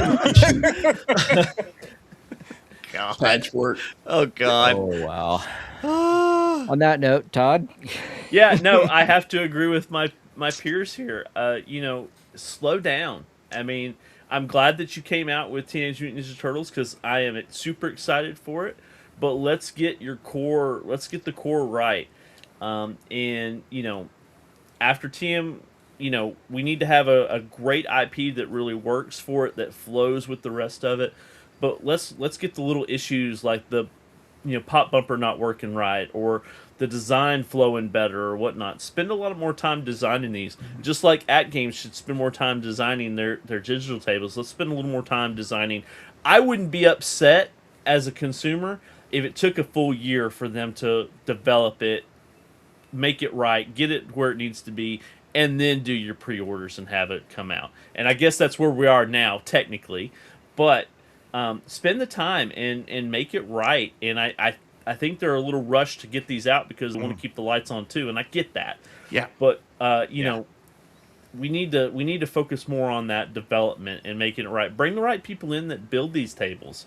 I think that I'm not going to say that the TMT is not going to be a great table. I just think that they could have had some more people in the pinball community come in and kind of help it flow a little bit better. Can you imagine if they stole Scott Sheldon? RTX's mind would melt. Oh my God. Oh. Vanilla Ice license is just sitting out there too. Like, Right. they could make a Vanilla Ice table. Bill, goodness. I'm sure we could find somebody. Bill, what's your take on Wonderland these days? So a couple of things. So kind of picking back over of what Todd was just saying too. Listen, I understand you're a new company. This is only your second product. You need to have cash flow. I absolutely understand that. I'm hoping by the time they get to the third and fourth, we can get to that point where they're not actually asking people to pony up money until we've seen everything about the pinball. I know it's not a great comparison, but if you look at, say, Stern with Transformers, and all their tables, but Transformers being the new one, that released to videos about it, gameplay. People got to see it and play it and whatever. So there's all kinds of reviews and stuff out there already for a machine that's just launched. Here we are with Ninja Turtles, and we haven't really seen any real long-term gameplay of it. We're barely just starting to see what we think the final playfield is going to look like, and that may still be in flux. So I'm hoping that by the time they get to, again, if the next one is Wizard of Oz or whatever they go with next, that it will be a much closer to finished product by the time they're asking people to actually buy it. Nah, there's a little bit of a trade-off with that, though, Bill. I think, we just saw like a pretty significant discount. Even if you weren't a Kickstarter backer, you got $250 off. I think that's kind of a trade-off for that situation where they're not ready to show us, that gameplay and stuff like that. I think that's why we get that discount. So, me personally, I like paying less for things. So, yeah, guys, keep doing what you're doing. Well, there could be some point to that, and the one other thing I will say, because I know like James brought it up about and Mike about the bubble hockey or the rod hockey and diversifying. The only thing I will say is, for the love of God and for the sake of Detroit love, please bring out shuffle golf. Agreed. Good point. Well, and I have to wonder too if they didn't introduce TMNT just because they were so successful that they wanted a quick follow up so people could start envisioning this isn't a one off. I could actually build sort of like what I did with Arcade 1-Up, and I can see a wall of these things in my home. Like, okay, yeah, I can invest in this because this is a whole thing. It's not just one random product at this scale and with this art. So I kind of feel like that was maybe necessary to do now, but I agree there needs to be a little bit of development, whatever you want to call it, that goes into this stuff. I don't think these companies look at the return customer. I think they see that as an abnormality. Like we keep talking about how we're the vocal minority and stuff like that. I think they think that the majority of their customers are going to be one-off customers, not so much people that are going to build entire rooms in their house based on these products. Well, they always say it's easier to get a sale from an existing customer than to find a brand new one. True. So, yep. Absolutely. I mean, you look at us. I mean, we're the minority, but again, how many of us does it take in single purchases to equal what any one of us have bought by ourselves? Oh Lord! I'm not familiar with this term. Bot? What does that mean? I've shilled for on our own. I will say, I think that's part of why they do the pre-orders, right? Like they know the pre-orders, their hardcore customers going to get in, buy a second one. They're being rewarded by saving a little money. That funds the production of the full run, which then they're hoping casuals will get and pay the full price for, right? So plus, if they do pre-orders, they know at least Todd is going to buy one. For sure. Right, and never open it. And never years for box B. Right? Well, hopefully the next one will be box A, but nevertheless. Todd, do you actually have a brain in that Nova Blast? What's going on back there? Yeah, I got it. Yeah, I understand you have it, but is there anything in it? He's afraid to turn it on. Yes, I took James Hates Everything's advice and put a Pandora's box in it, and I'm loving it. So Smart. thank you, Mr. James Hates Everything. I don't know if you guys have been following, but I had a notification up to tell me when the Mr. FPGA thing came back up, the Mr. JAMA board connector. I got a notification the other day that they can't fulfill my order. But the good news is they came out with a version 2. I don't know if you guys got that either. So now might be the time for you to. Awesome. Yeah, now might be the time to jump on that Mr. JAMA thing. Interesting. So, Josh, we kind of skipped you on Wonderland. Do you have any thoughts about that? Like James was saying, keep it simple, stupid. Just focus on making the core experience good and not overextending or going too fast. Like I feel like they did the Teenage Mutant Ninja Turtles. It felt like a really quick follow-up, and it seemed like not everything had congealed, I guess. Yeah. It just felt that way because Spreetail were dragging their ass sending everything out. But they have a real good plan with one, licensed IP, one public domain, one licensed IP, one public domain. And like Mike was saying, or like James was saying, you've got all these IPs out there, or not IPs, but just public domain machines that you could be seizing on, or IPs.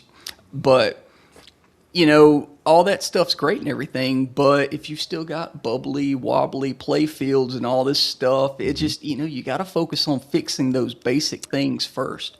Lights And around the flippers.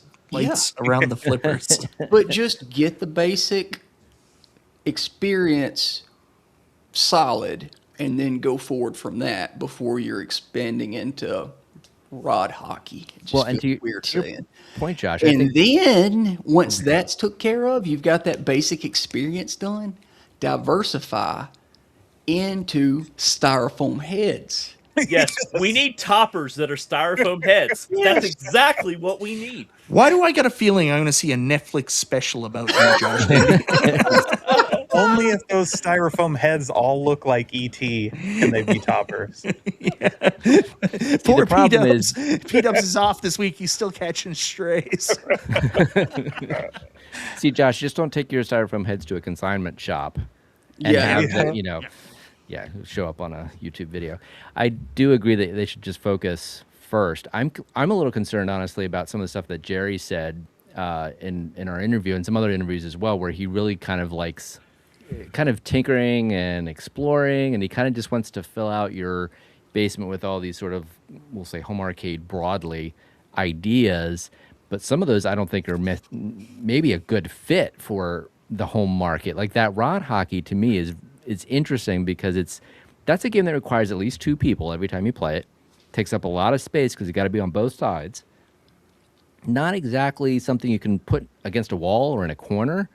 So you've got a lot of commitments for a home environment. And same with anything that requires like a long play field. Maybe you can put it against the wall, maybe you can't, maybe you got to kind of bring it out in the room a little. So now you've got other layers of significant other contributions to that decision that you might not have had before. So I've got some concerns about that diversification. I think they got a home run with the pinball, and maybe they just need to stick with that for a little bit. I think the rod hockey is going to be a very different experience for them because, one, for me, I think that they could save themselves a lot of trouble by making the rod hockey, like, I don't like the open legs. I think like a solid base on that would make that look a million times better. Yeah. And especially at the price point they're going to be selling it for. I don't think they're going to do well with a rod hockey pre-order like they've been doing with their pinball. I don't think the interest will be there. Yeah. But I think if they can get the product up in retail stores, not retail so much as club stores, which I think is the goal, I think they could do well there. That's something that, people pass by and say, oh, look, Turtles hockey, this might be for our kids. I just don't think it's so much for our community and the pre-order community. That's something they're going to have to get into retail to see some kind of success on it. Yeah, I think you're both right on that front. I think it's not, that one is definitely not for home arcade, no matter what somebody, if Jerry thinks otherwise. I think to me, it screams pool table, it screams ping pong table, shuffleboard, all those things that if you've owned one of those, I guarantee you regretted purchasing it at some point, right? They take up a ton of room. They're hard to move around. Nobody wants them when you don't want them anymore. Right. And so it's a real commitment to own something like that. And people tend to buy them on a whim, and they sound like a good idea at first, but over time they become more of a pain and just a waste of space because nobody's playing it. And so while I think Mike's right, a bunch of people are going to buy this for their kids, or like, hey, I'm just built a new house. I'm going to put shuffleboard in there. I'm going to put darts. I'm going to put turtle hockey. Like, you're going to have that, and then that's who this is for, is the people just making those first mistakes for the first times in their lives, right? And then we're going to see this on Facebook Marketplace on Arcades Anonymous, and we're going to debate if we should buy this or not. So, Todd, give it up. You're going to pre-order it. I'm not fooling anybody. He's already pre-ordered 3 of them. There's something to be said too, though, with your point there, James, about the fact that when you look at this thing, like a pool table or even nice foosball table, it's sort of like, you can get that finished in a nice wood with nice solid bolts and hardware, where it actually looks like, okay, you might find that in a nicer home as part of a nice finished basement. A plastic rod hockey, Not so much. So I feel like that's again another layer of sort of your significant other approval that's not going to meet a certain threshold of acceptability. So now it just becomes like your thing, and are you really going to invest all that space for that? I just don't. I don't see it. I Yeah. don't think it's going to do as well as it might hope. Yeah, to me, it's more on par with a ping pong table. Like I use the pool Yeah. table just as the analogy because that's something I think a lot of people have purchased and realized what a colossal mistake that was after a while. But yeah, to me, it's more of a ping pong table where a lot of people have made that purchase, or an air hockey table, right? And Right. then Oh yeah. like, oh, you got this is going to be great, and for a month it's fun, and then nobody touches it again. Yeah, but I don't know, James. Your buying categories like make no sense to me. It's like I was talking about you buying a real pinball machine. And you're like, well, every use is $1, and I'm not going to use it 12,000 times. And I'm like, well, you're going to sell it, and then you're like, well, I don't factor that in. It's just math, Mike. It's just simple math. It's not simple math. It's stupid math. You're assuming the table should be If I can $12,000 go spend $100, plus the $12,000 you're going to make selling it off. I can spend $100, play it 100 times, have just as much fun, and not have to bring it in, set it up, play it a few times, then have to tear it down to sell it to somebody to get it the hell out of my house. Like What a lot of extra I work there. I will tell you one thing I really like about this community, especially with friends, is you can have differing opinions and you can joke around, but it never gets past that point. Like me and James have Yeah. had many discussions where we don't agree, like his crazy concepts on pinball, but at the same time, me and you are very different in that sense because you literally have places you can go play.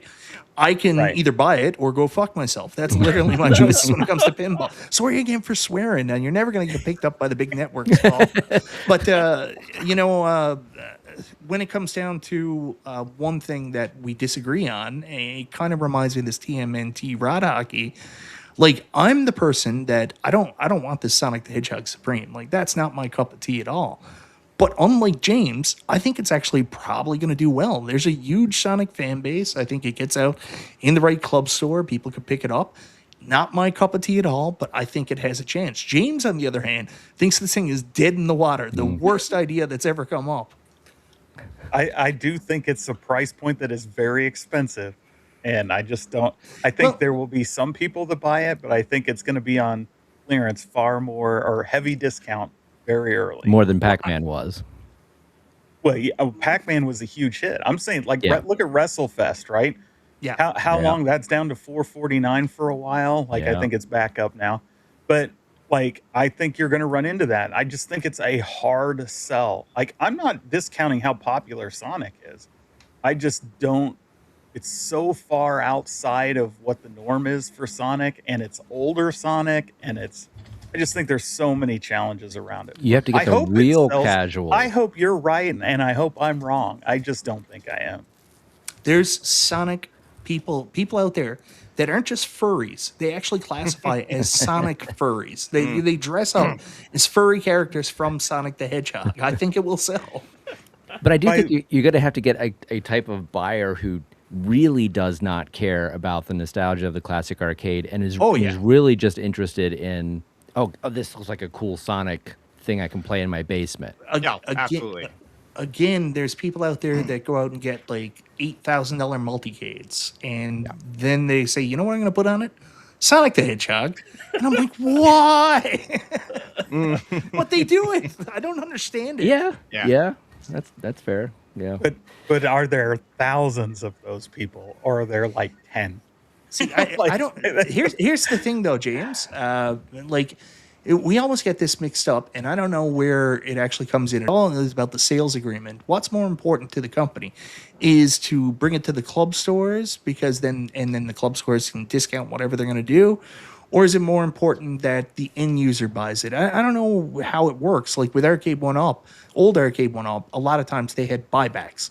As long as there's not a buyback agreement in there, if they get a club store, it's like, we're going to buy 20,000 Sonics. I'm like, Well, it's I don't give a different. shit. Just buy it. Costco Yeah. and Sam's Club operate differently. One of them has that type of clause, and one of them doesn't. So it's Yeah, I think Costco has that clause. yeah, I think that's the Sam's one that does. it does. Yeah, and the reality is you're just not getting into a store like that. They have the premium space. They know you want it there.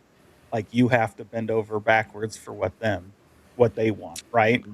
And so, like, oftentimes, big retailers like that, you want to do that stuff, you have to accept returns, you have to accept, discounted or sharing of discounts, things like that. So there's, it's a, that's why it's important that what you're putting in there is a win. It's a home run. That it's not a risk.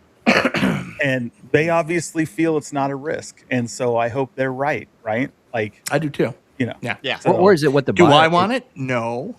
Is it what the buyer wanted? We don't know if Costco said, "Oh, you've got the Sega license. Great, you can get Sonic then, right?" And they were like, "Well, it's not really an arcade cabinet. Yeah, but you can get Sonic, right?" That could have been kind of the conversation. yeah, like, or vice versa. okay. Sega could have said, "Oh, you want Yeah. Outrun? You want Right. Virtua Fighter? You got to do a Sonic for the anniversary." And they said, "Okay." Yeah. Like Yeah. there are Look some at it things you do exactly and you know- like they did with my arcade, right? Yeah, you got to be some things you bite the bullet and say, we know this isn't going to work well for us, but because this opens the door to these other things and they've given us guarantees here, it's worth losing money on this in order to make money on these things. We just don't know what's happening behind the scenes.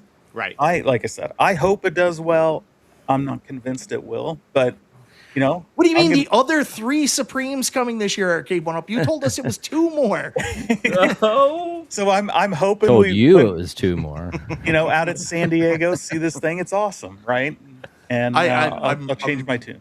I'm really looking forward to San Diego. Going, I too. can't wait to see you there, Bill.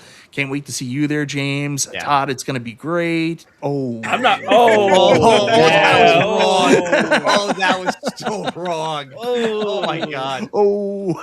Oh. But Todd, you Mike, said it's not. that's it. You're not coming on. You're never coming on Just Todd now. Todd, tell us your feelings about Sonic. I saw you in the chat there. So Well, I was casually joking. I'm most likely going to buy Sonic because that's just who I am. No, So we know they're selling 2. They got one At for least Todd 2. and they got one for Joe Oh. Cade. So 2 Yeah. or 2 for sure. No, I don't know. It appeals to me for some reason, even though I'm probably gonna not love it. But I don't know. I want to see it. I want to play it, and then go from there. well, I've got a hashtag for you. I'll just leave that in the chat. Oh, thank you, thank you. I think they're going to sell 1 million of those, and I think James has hit the nail on the head with, maybe this isn't the thing, but this opens the door for future Sega titles that we Well, do that's it. I Yeah, you know, that's the idea. maybe maybe we get an outrun, like maybe that's the foot in the door, But at the same time, too, I think Sonic's going to sell 1 million copies because it's an IP that people recognize. It may not appeal to us, and it may have that weird front, but I just the I can't reality get over is, that. you put it next to something like a Golden Axe, and we're all going to go Golden Axe. But at a Costco, people are going to be like, "What's a Golden Axe?" Exactly. Sonic. Yeah. They're going to see Sonic, and their kids Right. probably know Sonic, Right. and then they're gonna sell like hotcakes, and that's what's going to keep funding our, our whatever. Our But the I don't know. location matters. Costco is different than online. Because you So- remember what Kevin said last week about the most, I guess, selling cabinet that they have right now was that Mortal Kombat. MK, Yeah, the right? cheap one. Yeah. The cheap, Yeah, the you're Hesicator stealing or whatever. my hot take there, Josh. What was it?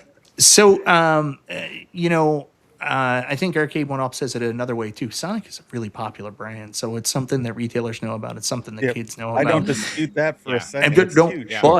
but I think I'm going to do you guys a favor. I'm known to be quite selfish, and that's accurate. So, anyways, I am going to try to help you guys. Arcade 1-Up, you know what would help you sell 1 million Sonic cabs? If it was visible. And I don't mean just in my background, but think about it in James Hates Everything background, in Todd's background next to the Novo Blast.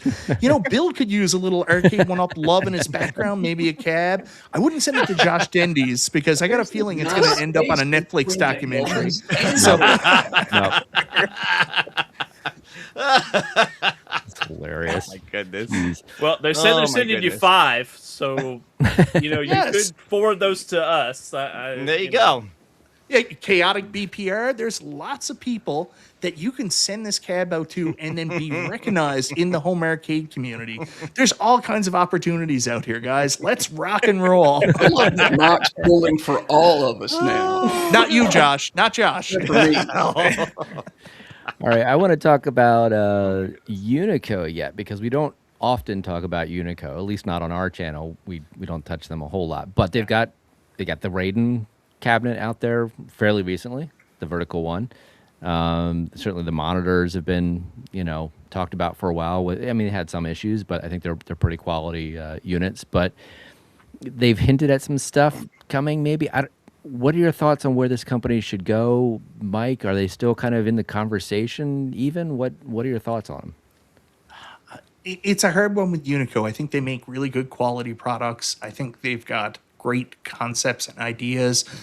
But I think a lot of times, there's some kind of separation between the two companies, Unico in China and Unico here in North America, and really understanding what's going to sell to consumers. I think they came out with the right first product. That MVSX they did was great, albeit that there was some ergonomic issues with it. Josh, what you mentioned earlier, it could have been a little bit more comfortable.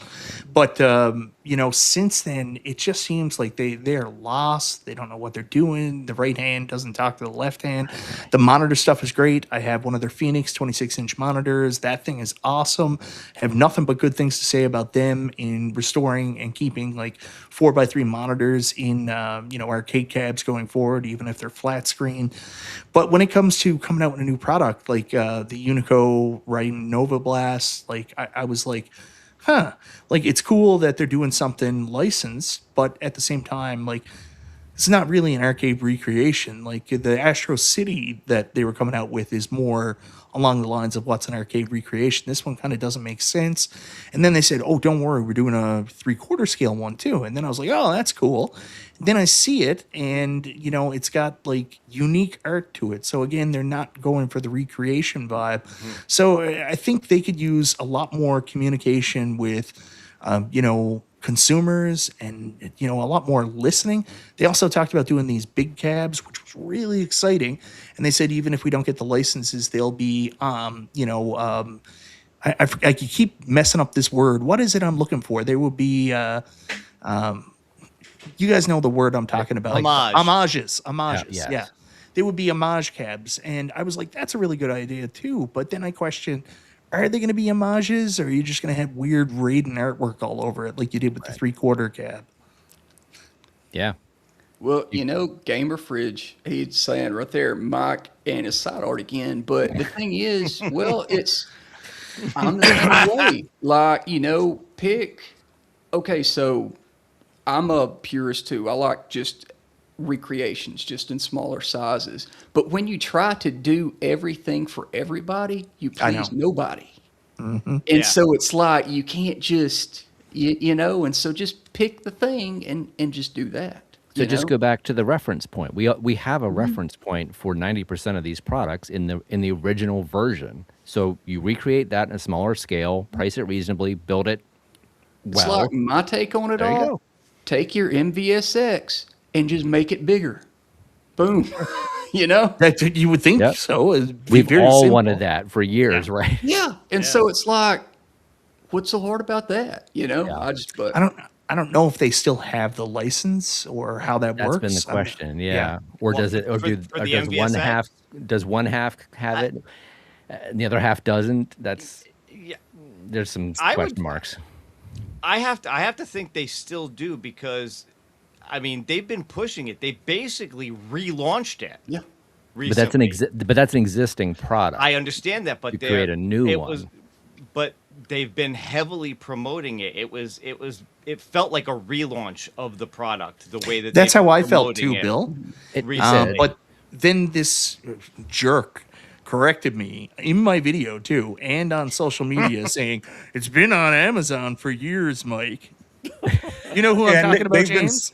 And they sell it directly on they have the MVSX website, where they sell it direct the whole time it's been available. And I know Yeah. because I'm in their backyard, right? Like, so I have friends that are distributors for them. They sell the MVSX constantly. You can just go over to their place and buy one anytime. Like, it's a constant moving thing. So it never went away. But to Bill's point, it did feel like they kind of like, hey, we're relaunching this. So they're clearly still like making them and getting Yes. them in. That was kind of the point. Yeah. So I would imagine they still at least have the license to produce that specific product. I yes. don't know about anything else. That's a different thing. I'm going to go a different way if I was their CEO, and I would exit the home arcade market altogether. And I'm sitting here with the or the Nova Blast. Todd has one sitting behind him. This machine is amazing. It's a machine for an operator. Like, yeah, you can get it for your home, but this is for an arcade. Like, and I think you called them the homage cabs. I think their sweet spot is targeting operators and making turnkey cabinet designs that an operator only has to throw a marquee on and side art on, and they've got a recreation of an original design. And they have the monitors, they have the controls, they have the JAMA hookups, all that stuff. It's a plug and play turnkey thing. All an operator needs is the art, and they're off into the races. You don't have to worry about restoring some old junk. You take the boards out, stick them in one of these, and you're off and running. And I think they can build themselves a really nice business in that niche. And then the people that have the desire to bring those into their home can. You're just not targeting that market. I think that's a really good point, James. And I think they might have to look at that anyways, because their price point, like even with the Nova Blast and stuff like that, is, getting up there. So maybe that is the right direction for them. Well, and their monitors are a good case in point, where they're the only ones that make those kind of monitors in those sizes. Yep. But their price points are such that you can't be, for example, an Iconic or a Basic Fun that wants to build a larger size cabinet with a bigger monitor and afford it at the overall price points that we're used to paying for those brands. So you might only have an opportunity by going up market versus trying to compete down at this level. So yeah, it seems to make sense to me. My only question is, how many operators are out there as a potential customer base? I don't really know. Maybe it's a lot. I don't know. I think there's quite a few. I mean, it's not millions, right? But it's a lot. I mean, think of your own town, how many people have arcades or arcade bars or things like that. And they're already a very known brand because of the monitor. And so they have an in with all these people. It's like Sabos. Like, we all talk about Sabos because people do their arcade one-ups. But you go talk to an arcade operator, they all know Zabo because that's who they go to. Which is why this takes forever to get stuff for Arcade One Up, because he's doing big operator stuff, right? Like, it surprised me when I started talking to some of the operators around here, and they're like, "Oh yeah, we get this from Sabo." I'm like, "Really?" Like, and all of them did. Like, it wasn't some like unique thing. Yeah, that's interesting. And interestingly enough, like, even if just sticking with, say, like the Nova Blast as a product, like you were saying, for arcades and whatever. When I was growing up, at least around me in the 80s, 90s, I never saw candy cabs. They were not a thing around here. They were obviously more well-known in Japan and other places than they were here. Now, I go to a Round One that's in Connecticut. They have 8 Vuelix back-to-back machines in there. I've gone to other places where I'm starting to see these more and more. They're making inroads now in these newer arcades. You're actually starting to see these type of candy cabs and stuff in the arcades. So again, to James's point, I think it might be a good move for them. The candy cabs are great for kids too, because kids can get at them pretty comfortably. Yeah, for sure. Yeah. Interesting. Well, yeah, I don't know if we solved the world's problems tonight, but I don't think we solved any problems. I think we made more. We made more. We threw out a lot of concepts, but not based on anything tangible. Like, none of us really know how these companies work. We're not looking at the money, the figures. We're not having the meetings, so we can't really give them advice. We can try to help all we can with our opinions, and hopefully there's something of value there. But really, at the end of the day, we're all just idiots. We just want cool stuff. And we hope that Yeah. you can be coming up with it.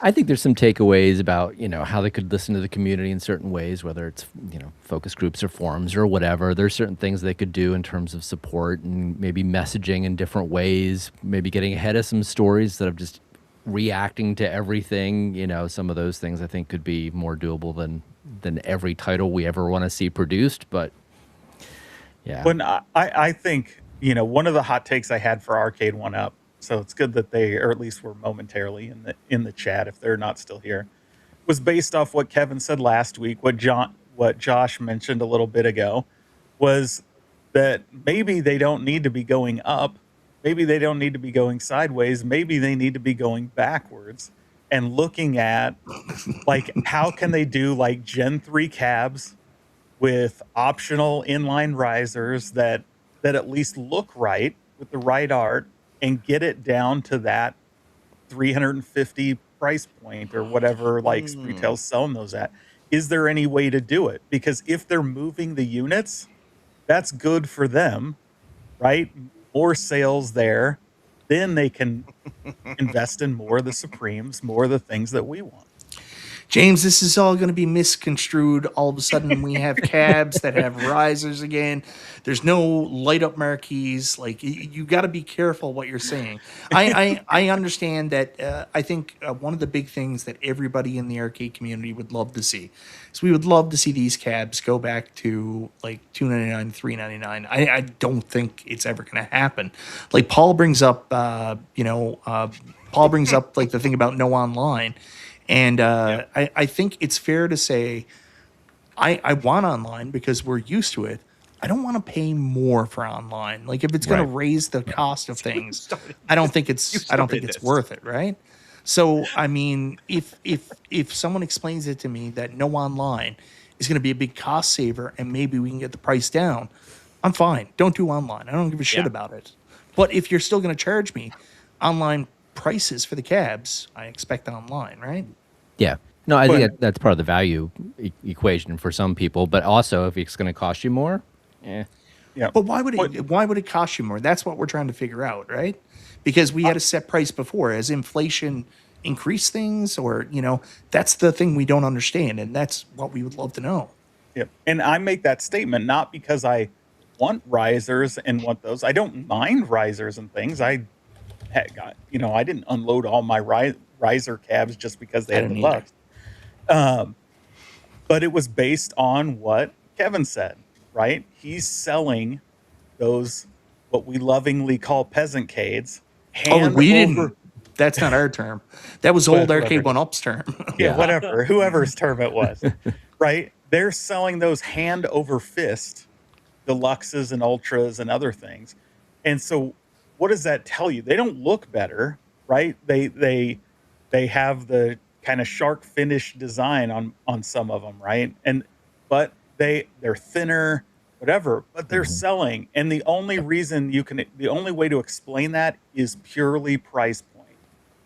And so if it means cutting the cab off at the knees, if it means, I don't mean put in wide screens or, slim Katie's, but can you get it down to $3.99 or under, and maybe the riser's an add-on or something? Well, and I wonder that would make them money. It wouldn't make me happy, but it would make them money. And we're talking about how do you make money as the CEO? That's my question is how many of those we know from what's been said before that the larger cabinet sizes have a much higher profitability per cabinet than these ultra cheap ones. So my question would be sort of what's that ratio? Is it like a 3-to-1? Is it how many do you have to sell of the one to equate to the other in terms of profitability? Now, I don't have that answer, but I've often wondered that. How many of the Supremes do you have to sell before it's as successful as the number they're moving? right. It's a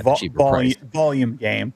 But we also know, like Spreetail, I think last I looked at it, they're selling them for $380, which is close to $100 more than they were at Walmart.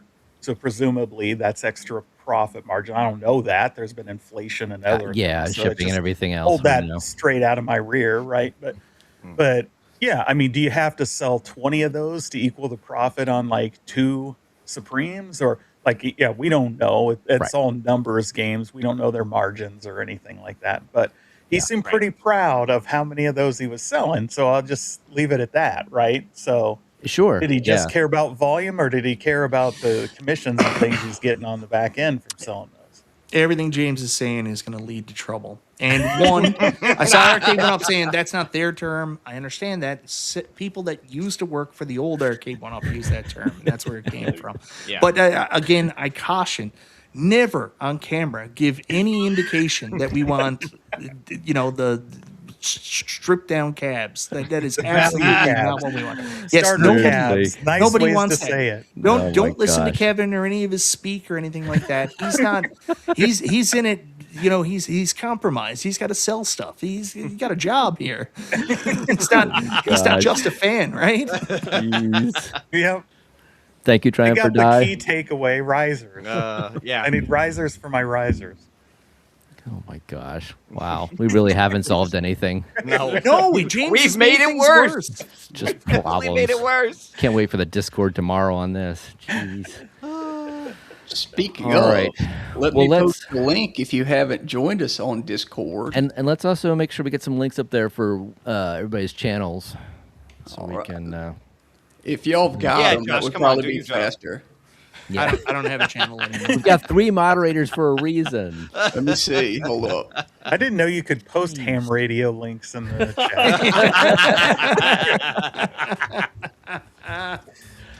Well, let's go around, Mike. You're always producing something. What do you have next? Can you preview anything? No, You got Super Game Room I- dude. So what else is coming out? Yeah, no Super Game Room dudes this weekend. My wife's Yeah. away on a business trip, so I'm having a fun dad weekend with the kids. So this is like one of the first times my wife has ever gone away. So the kids are nervous, but I'm going to try to make it the most for them. And then hopefully Sunday I'll be back. And I moved my Elvira pinball machine downstairs, finally in the basement. So looking to do a video on my pinball pickup of that. So I think that'll be the next thing I got. And then Monday I've got Bill, James, and Moat and Corner Cake coming on talking about this random trip we're taking to go see some Supreme Nice. cabs. Well, 3 out of 4 ain't bad. Terrible. I just hope they have lots of risers when we're there. James, I hate you. I hate you. Can we uninvite him from the trip now? James is like, you know what? Lighting up the marquees just adds an unnecessary cost. We don't You know need what that. would give you some leg room on that Sonic? A nice riser at the bottom. Give you that extra couple inches. I hear wood's expensive too. Maybe if they just made the cabinets a little thinner, they could increase their profit margins. 100%. We're I full can put of them in good my ideas. apartment that I don't have. So many good ideas. Well, James, you're going to be on tomorrow, right? Instead of Super Game Room dudes. Yeah, so the Super Game Room dudes are off, so I'm going to go squat in their Airbnb, and I may never leave.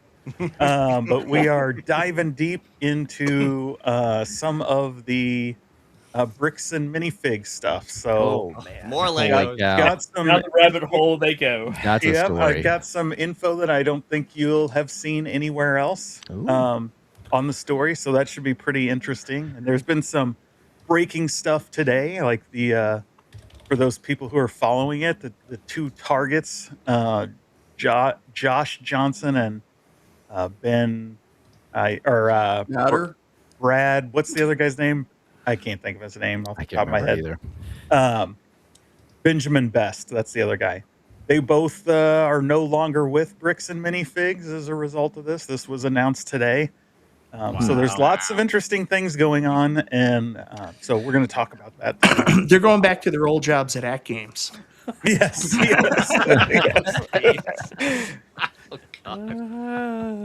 So it's definitely going to be fun. So if you've been following the story that's breaking the internet, come by and have a chat about it. It is nuts. Yeah.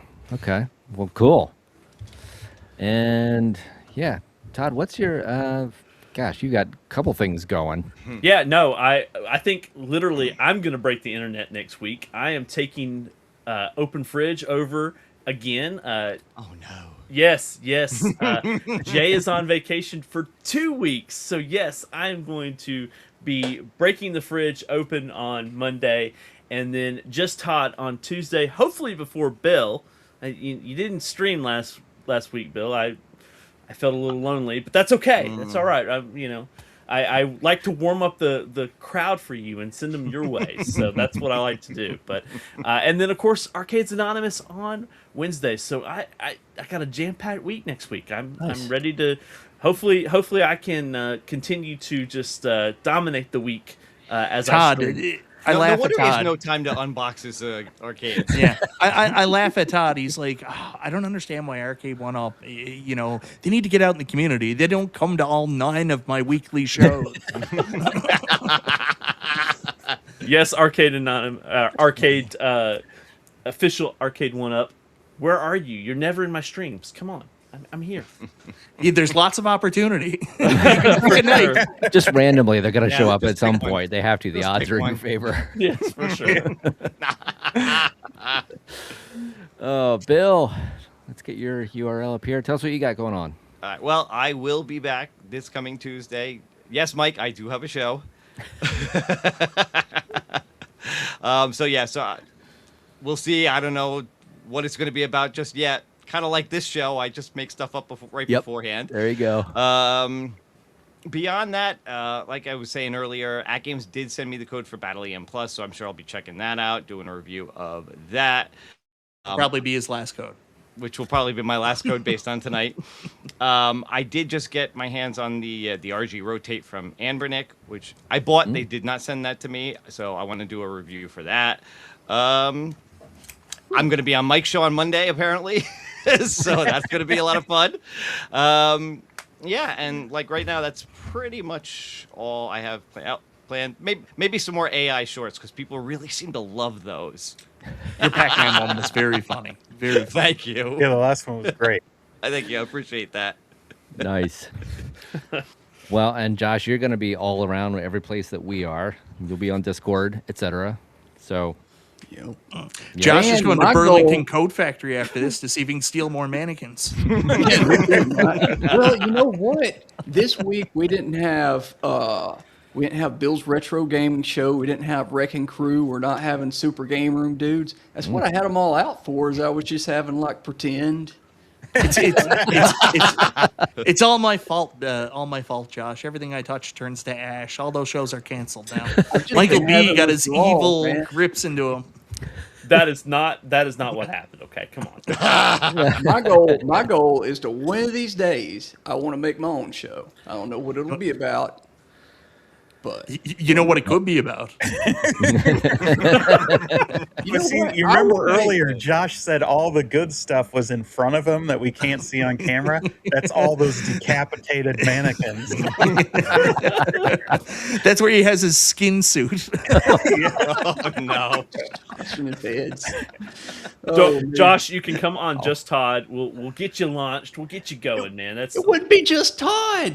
Maybe I'll call It my never show is. Just Todd. It never That's is. the joke. Just Josh. Josh, it's easy enough to do a show as long as you like talking, you feel comfortable just getting in front of the camera. And sometimes if you can't find people to get on with you, you just got to ramble for an hour and hope that it makes sense in the end, and hope people don't clip it and take it out of context. there you go. Actually, And everybody's really nice, and they never say mean things about you. Nope. yeah, no kidding, right? Never. Let me Also- find- Also, just tell me when your first show is so I can arrange some friends. Very welcoming community. Actually, if y'all want to help, I do have a little podcast You do on have a podcast? Yeah. Spotify. It's very enjoyable. If you want to pull that up and give me a subscribe, that'd be awesome. Yeah, we'll put it I mean, I it's feel like like a I'm being little- put on the spot. Family-friendly Bible podcast. He but- gets a free membership, and it all No goes to his cussing head. on He that wants one, free Mike. cabs, You're out of free luck. It is a very enjoyable podcast, Josh. Son of a bitch, James. You've ruined everything. Look at this. Oh man. You've set us back 3 years, maybe That- 5. That swear Back to the jar good is old full. days. Well, at least we know which guest not to have back. That makes sense. There you go. Josh. Yeah. Just heads and skin suits. That's all it is. Do you think Kevin never showed up because he didn't want to get angry texts from people that he was on with me? What do you think? Kevin knew what he was in for. He was a smart Yeah. man. He's smarter than any of us, apparently. Yeah. On that note, thank you very much for joining us.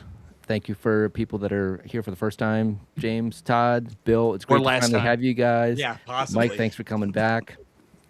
We'll I'll do be it back again next soon. week. I'm here for good now. If it's not you, Too it's bad, Doug. guys. So it's either you or Mike of all trades, one or the other. You got to have a mic. That's right. All right, we'll see you guys. Thanks.